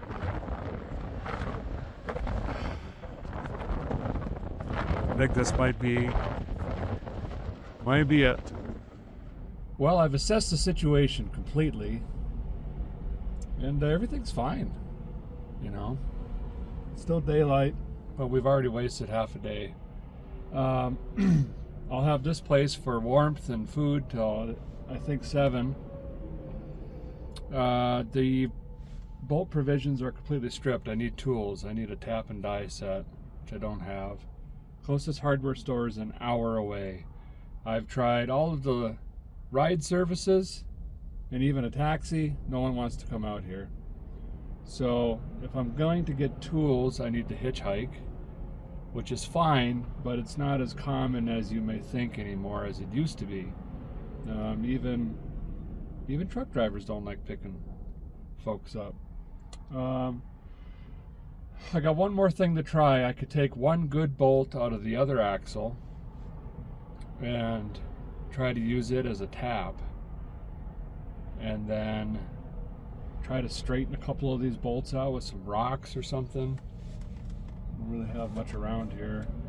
And try to limp it is what I'm getting at. We are on Route 66 or new Route 66, but there should be a service road around here. If I can get on that and just putt to at least get into civilization where we have things like a hardware store. Most importantly, a tavern. I gotta get out of this car. My back is killing me. I'm gonna go lay in the gravel and stare at the broken parts. Remember, even if we get this crawling, the smashed closed cooling line, the clutch line that got whacked, still have pressure, but I don't know how long that's gonna last. I think it was definitely a kill shot, but we're not in a good position to recover the vehicle. So, step 1, survive. Step 2, get home. Oh wait, I got a hoverboard. Huh, we're fine. What am I worried about? Okay, I got another bent one out by threading it through the spacer. There's actually a spacer on here to extend the axle to the case. This one is so bent though, I can't get it out. It really needs to be cut right here, but I don't have any way to cut it. I'm being surrounded. I think people think this is some sort of attraction or something, but I got one good bolt out of the other side, but I want to wait before I try to thread anything because it's all for naught if I can't get this out, because I can't mount this back up with this bent like that. I used a saw wrench, put it through the handle, tried to bend it a little bit. Now I got to use a ratchet as a hammer, try to pound it through if I can. Just keep working on it. Making progress. This one up here is that really bent one. I was working really hard to get it all the way out, and then I realized I didn't have to. I only needed to get the end to flush with the spacer, and we could leave it in there. I got threads on this one.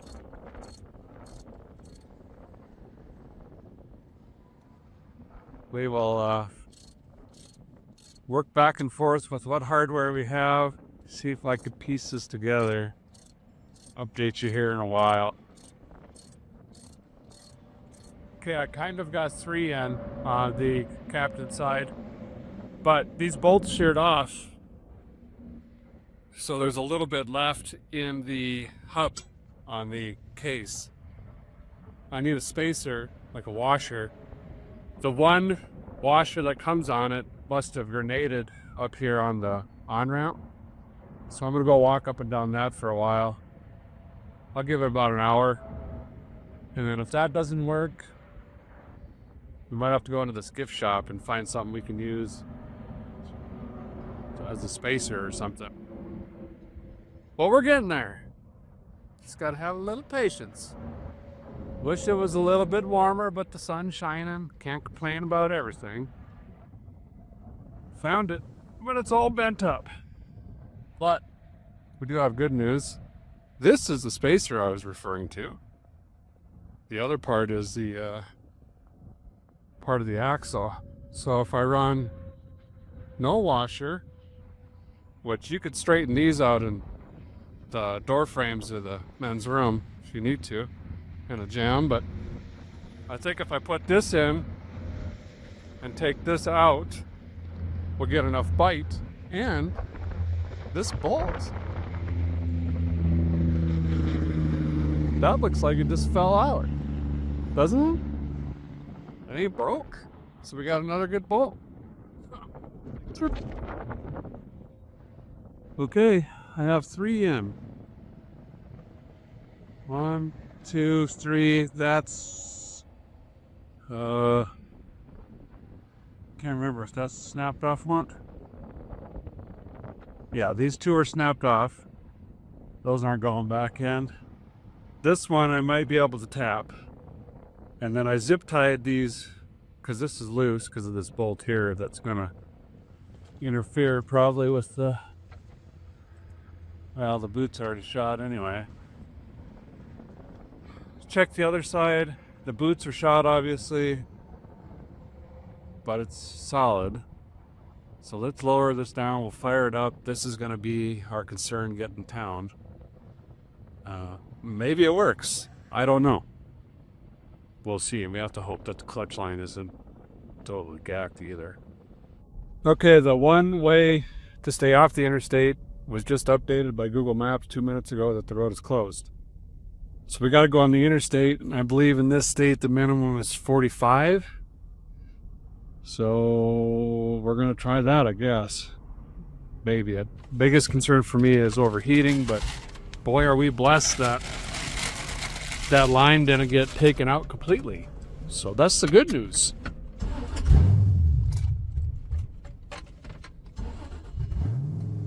See if it gets hot. It's got to warm up again. We've been sitting here so long. Choke thicked on.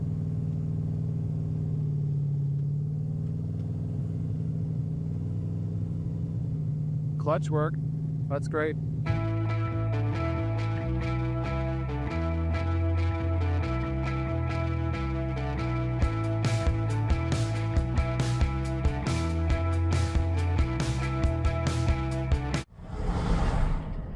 Well, new issue. Started the interstate. We didn't get very far, 10 miles. Started hearing a lot of valve train. Glanced down at the oil pressure. Zero oil pressure. And I don't know how far we just traveled with 0 oil pressure. There's smoke coming out of here. There's dust. So, let's figure this out. We should probably try to be quick, being we don't got a plate down here and we're on the side of the highway. Okay. See a sign up here says 2 miles to an exit.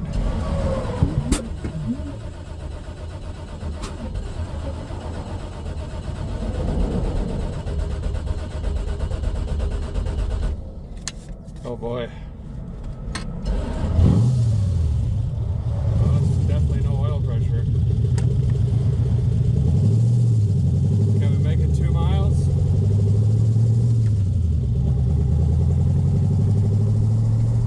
I'm sure I've already smoked the bearings, so let's try to get off the interstate, get into a better position. And I guess we lost the motor. It's a mechanical gauge, analog gauge. So that's not the case, and you can hear it, we have no oil pressure. Check the oil, it's fine. I even added another quart just to make sure. So, we fought through one issue only to be nipped in the bud again with a different one.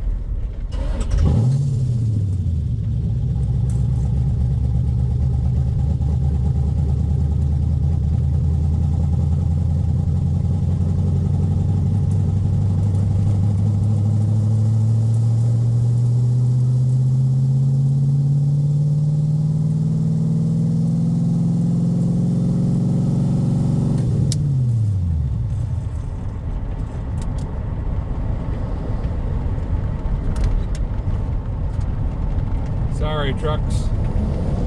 I'm doing what I can. Did we even make it to New Mexico? Or are we still? No, I don't think we did. Woo, souvenirs. Next exit. Things are looking up again. Hard to say. It could be a pump shaft. Very unlikely it's a clogged filter. Bearing would have to be a complete failure for instant bypass. I think the oil pump just failed. I know it was used 300 some thousand miles. That would be the only explanation for 60 pounds of oil pressure to 0.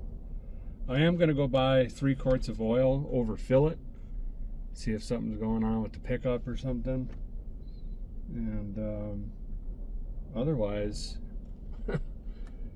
we are now in the same situation. I think they used to say groceries. That was a town name. There's a shutdown elevator, abandoned gas station, and this gas station. And we're 46 miles from Gallup, I believe. Got some stray dogs out here. Good looking pups. Come on. Put oil on it, turn it around, and it's just dumping oil. What's going on here? Try to figure this out. What a whirlwind of emotions today.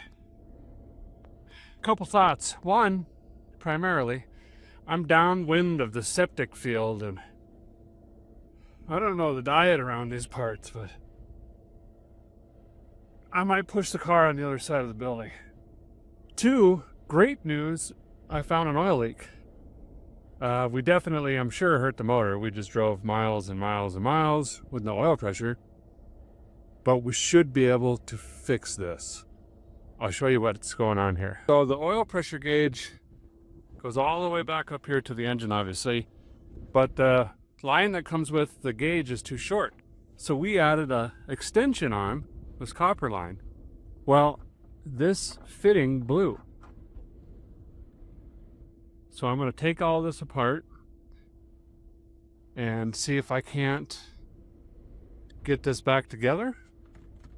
Or we'll take the gauge out of the dash and run the plastic line because it still has a ferrule on it and just set the gauge back here or something like that. But we can get this thing going. Who knows what the oil pressure is going to be after this, but adding additional oil helped me troubleshoot because it went into the center console and poured out the center of the car, which didn't make sense, so I started looking in here. So anyway, let me get after it, see what I can figure out.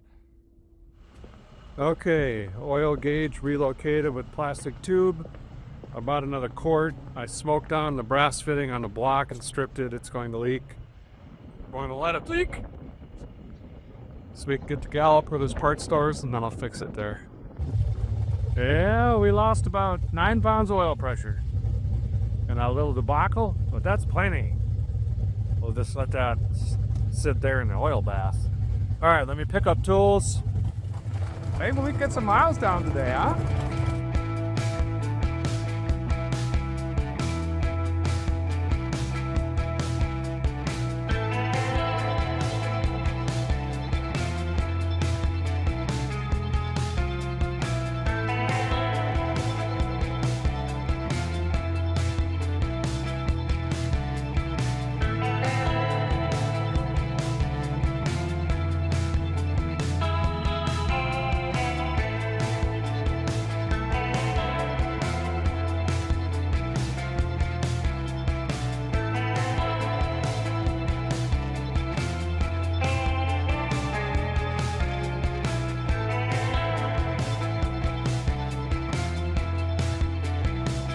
We have made it to the depot of homes.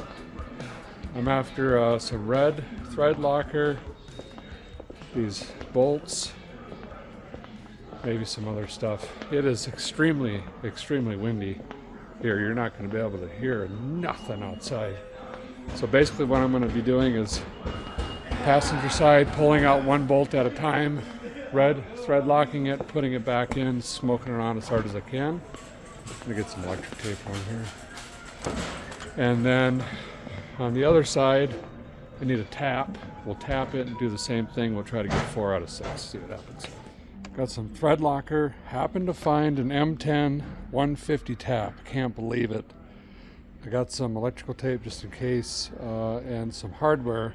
But this is grade 5, not grade 8. It's an 8.8. The original one's a 12.9 in my hand there. It's about 400-pound different tensile strength. I think I have enough hardware to put it together, but just in case I'll have some extras. I guess I'll grab some gloves, try to keep this axle grease off my hands. That's going to be there forever. And then we got to get to wrenching. Okay, so we've got 1, 2, 3 new bolts in there. Had to take the hose clamp off that used to hold the boot, but that doesn't matter obviously. And they're all Loctited. So I think this side is good. Now we've got to move over to the captain side and do the same process, except one of these we're going to tap. So I can get 4 total. So that's what that looks like. I'm gonna clean all these threads up around that. And then this side will have 4 of the high strength bolts. And the other side will have 3 and, well, how many is there? 3 and 3. Well, fairly evenish. Okay, I think we're all patched up. We got 4 12.9s on the left hand side, 3 8/8s and 3 12.9s on the right hand side. Thread locked, and I put a lot of pressure into them. My nose one was bleeding. That's when your torque wrench is maxed, basically. So let's get fuel. We gotta hurry because I want to get to the Big Texan Steak Ranch in Amarillo and get me a nice big steak. They close at 10:30 at night, and we got a long ways to go.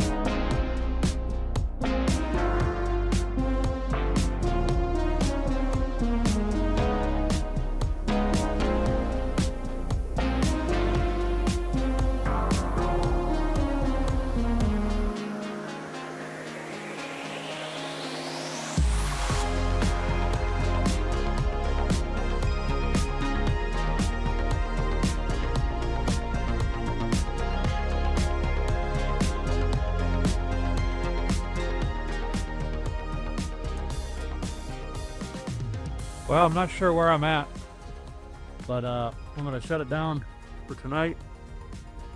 I'm so bone chilled, I'm starting to have muscle cramps and stuff. So nice thing is that car leaks so bad, the windshield doesn't get foggy.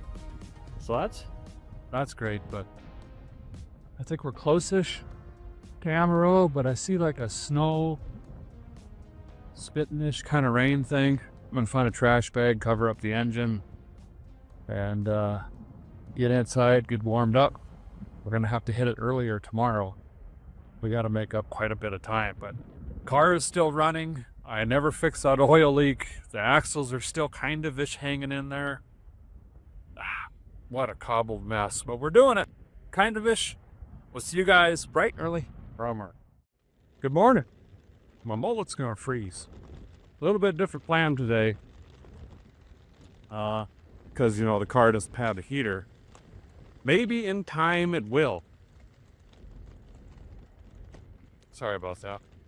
We were up very, very early, and we're still going to plan on trying to get 9 hours down today. That'll bring us in right after dusk, and reason being, obviously, when the sun goes down, it gets significantly cold there. Now, there is a truck stop, and yes, they make 12-volt heaters. Little jobbers, but I'm telling you, I have tried every make, model, and brand that exists out of every truck stop in all 48 states, and I will tell you, they are junk. They don't even produce enough heat to heat one hand, let alone defog a window or heat the cabin of a vehicle. Now, what usually does work is the Coleman Ready heaters. They run on propane, little camp bottles, and I've done that 20, 30 times. But in this case, this car leaks so badly. Well, last night, for example, it was 5 degrees when I pulled in. So with wind chill, the temperature of the air leaking into the cabin is negative 27 degrees.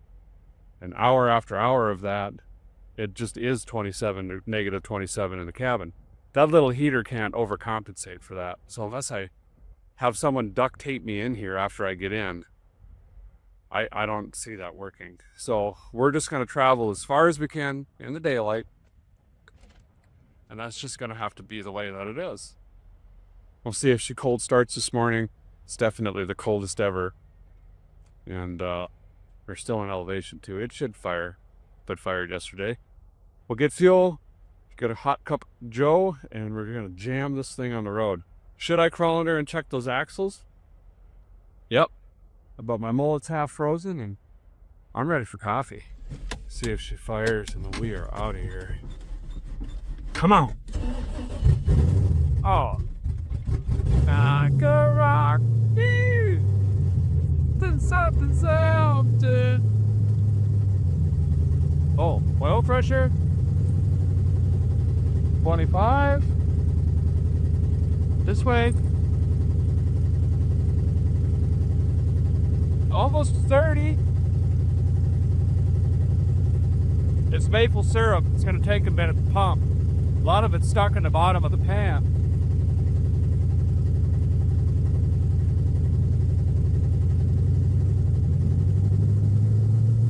$50.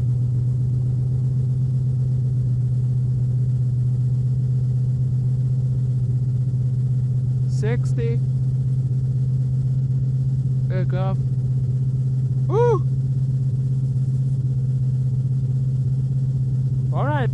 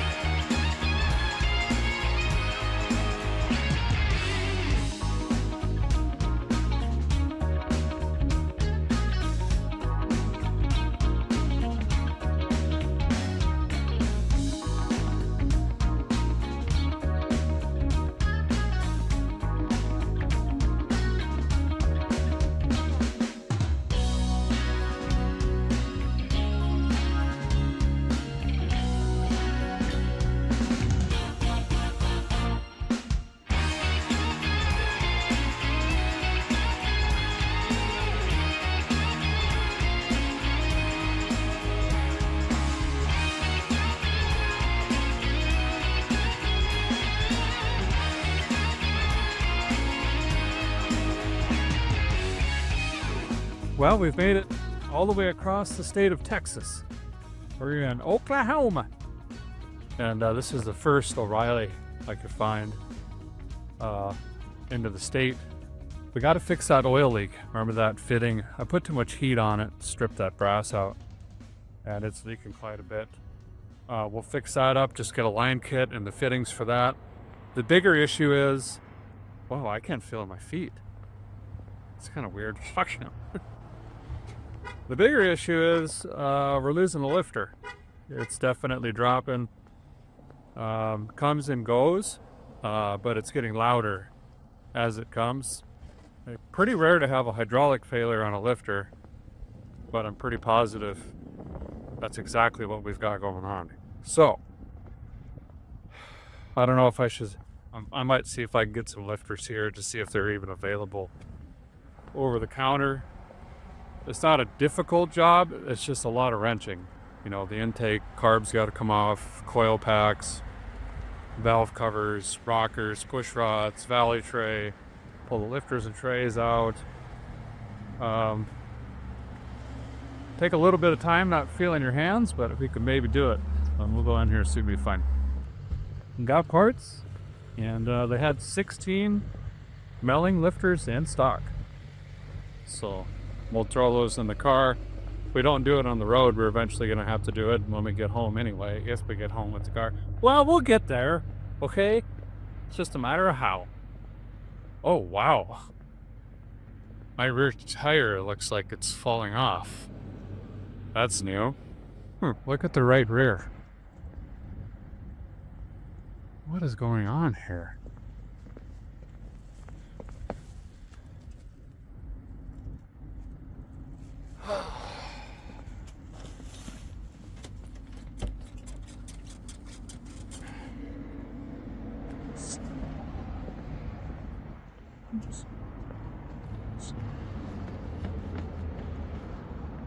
Huh. We'll ignore that for now. One problem at a time. Alright, so now I just got to get in here, take that brass out. There's an adapter on the LS you use to go from the digital to the manual.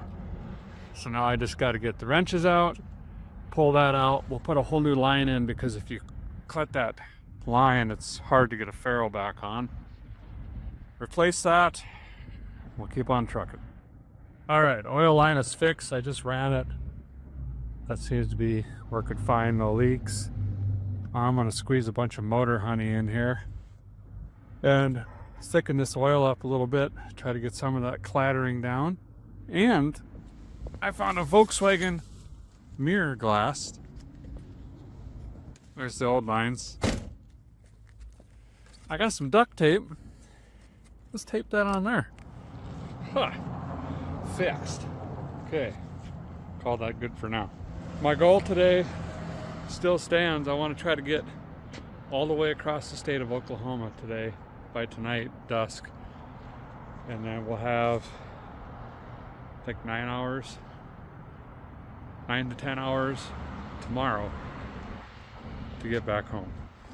Hopefully this lifter hangs in there, but we've got a lot of things on our side we could be really happy for. One, it's not overheating with that pinched coolant hose, mostly because it's Antarctica for some reason.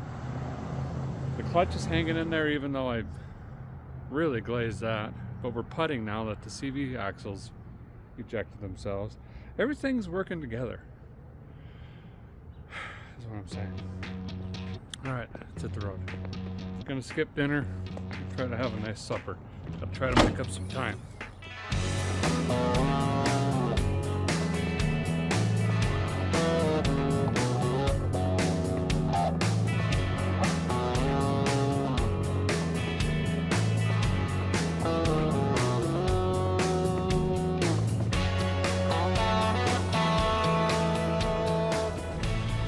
Well, just came across a bridge. I think it was pretty damaged by a snowplow or something. And the right rear went kablang. We had tire smoke everywhere. Car is all over the road. something in the suspension is broke, or the knuckle, or that coil over. I don't know, I'm gonna get out, try to take a look at it. I'm in a really bad spot here on an off ramp. I gotta be quick. Try to assess the situation. Maybe we will get dinner after all. Okay, the tire is set way back. It's like angled and back into the quarter panel. I can't sit here though, this is a really bad spot. I'm gonna try to crawl off this bridge and see if we can get into a lot somewhere and then try to jack it up.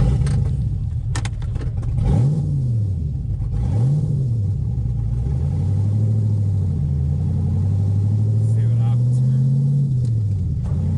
Ooh.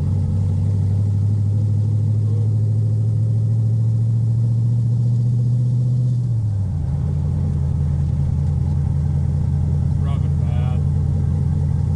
It's not on the sidewall though, so if I take it easy. Actually, there's some snow and water on the side of this bridge. I'm going to intentionally drive in that.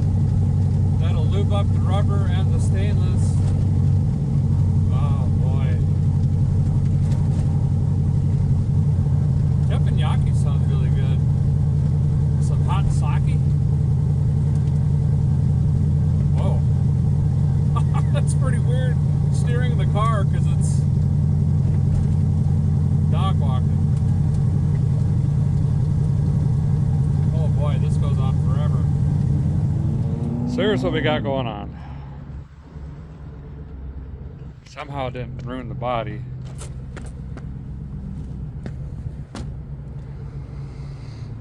I don't know if something bent or came unhooked or what, but I'm gonna jack it up and we'll try to see. This is that big overpass thing we were just at. There's some big downtown here. I don't even know what town we're in, to be honest. But at least there should be parts and stuff like that. Well, it's really, really not good. There's a big stud bolt that, from what I could tell, goes through the center of the frame that you access with the transmission out, that comes through and holds this torsion bar right up here. And it is snapped off.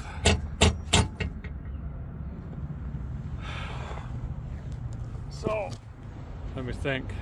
I don't really have any means to drop the transmission here, transaxle. Let me ponder. I'm going to equally search for hibachi and parts. Okay, I found the part online and verified what it is. I always like to determine what it's supposed to be, and then I can work backwards to a solution. So it's it's basically, just call it a bolt. And I did verify it slides in on the inside, which you can't do unless the transmission's out. So that kind of limits us. The threaded side of the bolt is snapped off.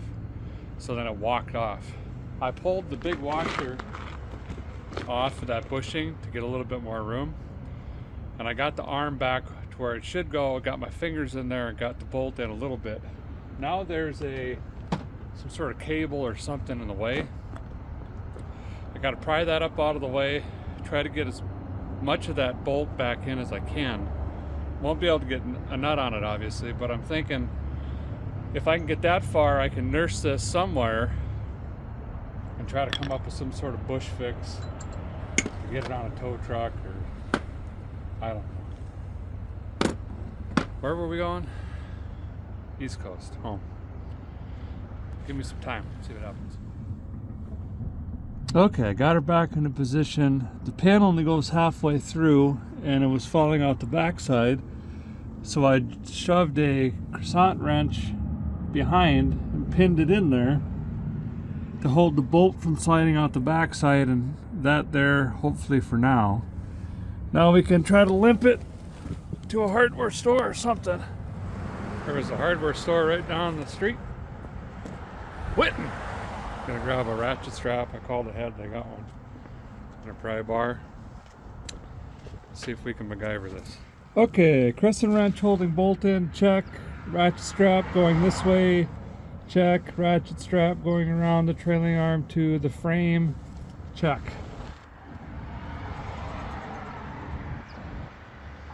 I don't know. I feel like you're learning about DeLoreans. And if words like dependable, reliable, astonishing, remarkable come to mind,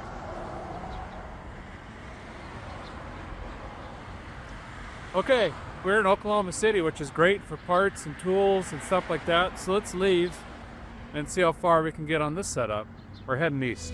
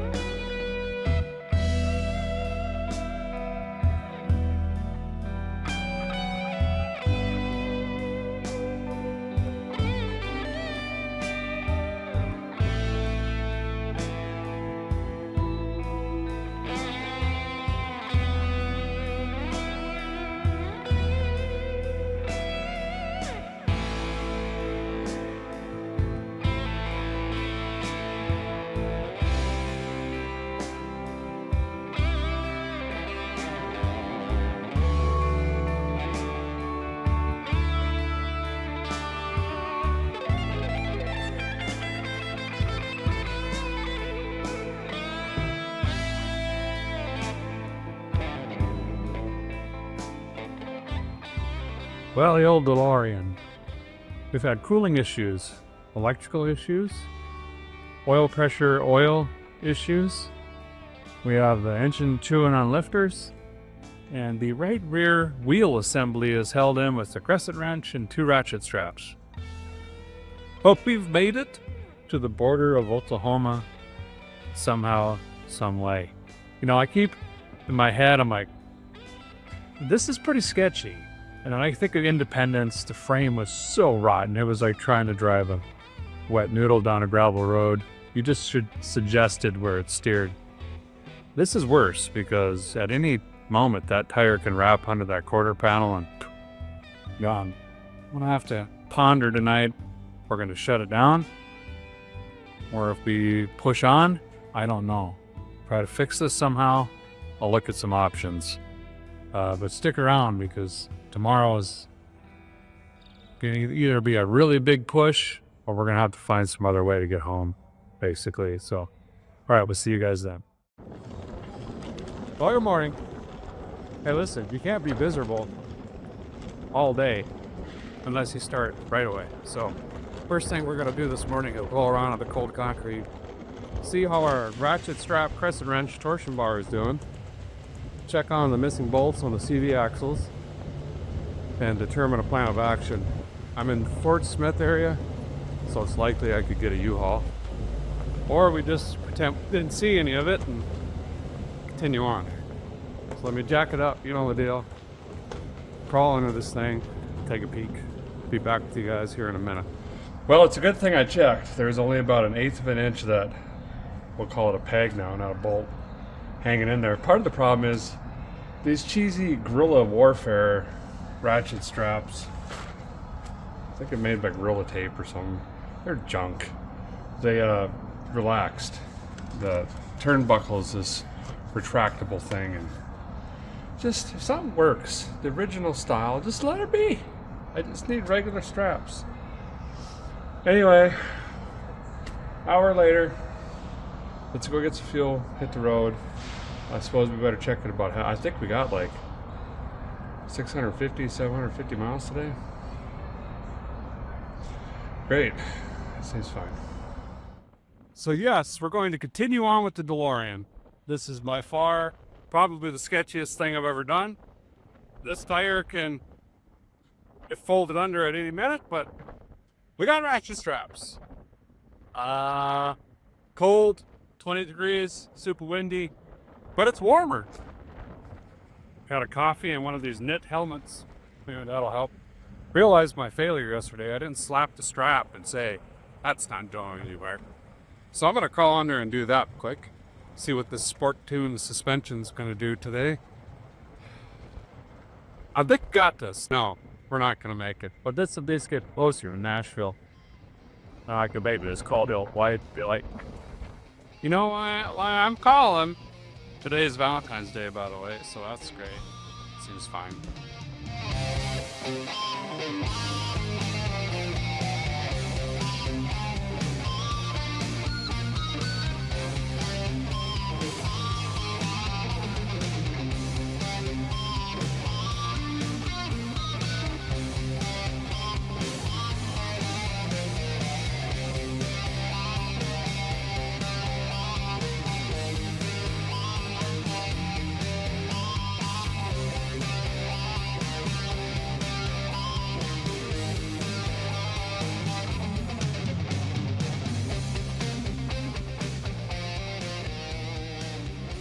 Well, stop for fuel. Everything looks fine. Gotta go around, check all the lug nuts. The torsion bar, ratchet strap situation somehow hanging in there. I don't know. I've been swerving all over the road, trying to avoid the potholes and things like that. That started that situation. We're getting still really good fuel mileage, 20 miles to the gallon. We'll keep on heading out. We got great oil pressure. Everything else seems to be holding up. I think 2 more fuel stops. We might just make it.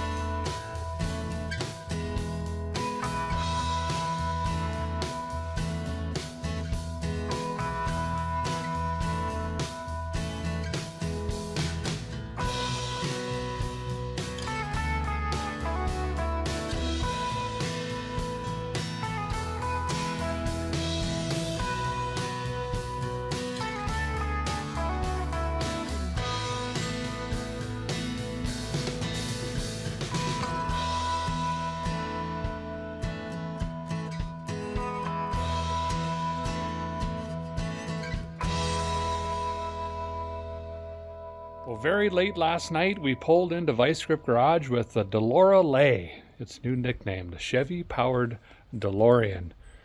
And the last 10 miles, well, we were just on ratchet straps in the rear end. The bolt fell out again, but I just needed to get home. It was kind of like driving on ice. You just suggested where it went, and it just did this. I was on a 2-lane back road, so I felt comfortable we weren't going to see any traffic. Plus, for every mile of highway, there's 2 miles of ditches. There's plenty of room, feller. You know what I mean? Pulled into some severe weather. We were under a tornado warning, and we did unfortunately have some touchdowns south of us, I believe. We're okay here. No damage. I've got some trees down here and there, but that's easy to clean up, thankfully. And then this morning, it's spitting snow. Pretty crazy year for weather, that's for sure. This trip overall, although terrible for my back and knees, beat up my body, miserable overall, but I still had fun. Isn't that weird? I will always remember this. Pretty much across the country, all told, over 2,300 miles we spun these tires in this old beat up DeLorean, and we'll keep it around. I don't want to see it for a little bit, but I would like to fix the torsion bars and the CV axle and further tune it and get some of the stuff working. Maybe change the tires and wheels. I believe that's a Honda Civic bolt pattern, 4x100. I don't know if you guys have ideas for wheels or ideas, some further things to do to it, maybe clean the stainless up. Bleep bloop them down there in the comments. We'll make it happen.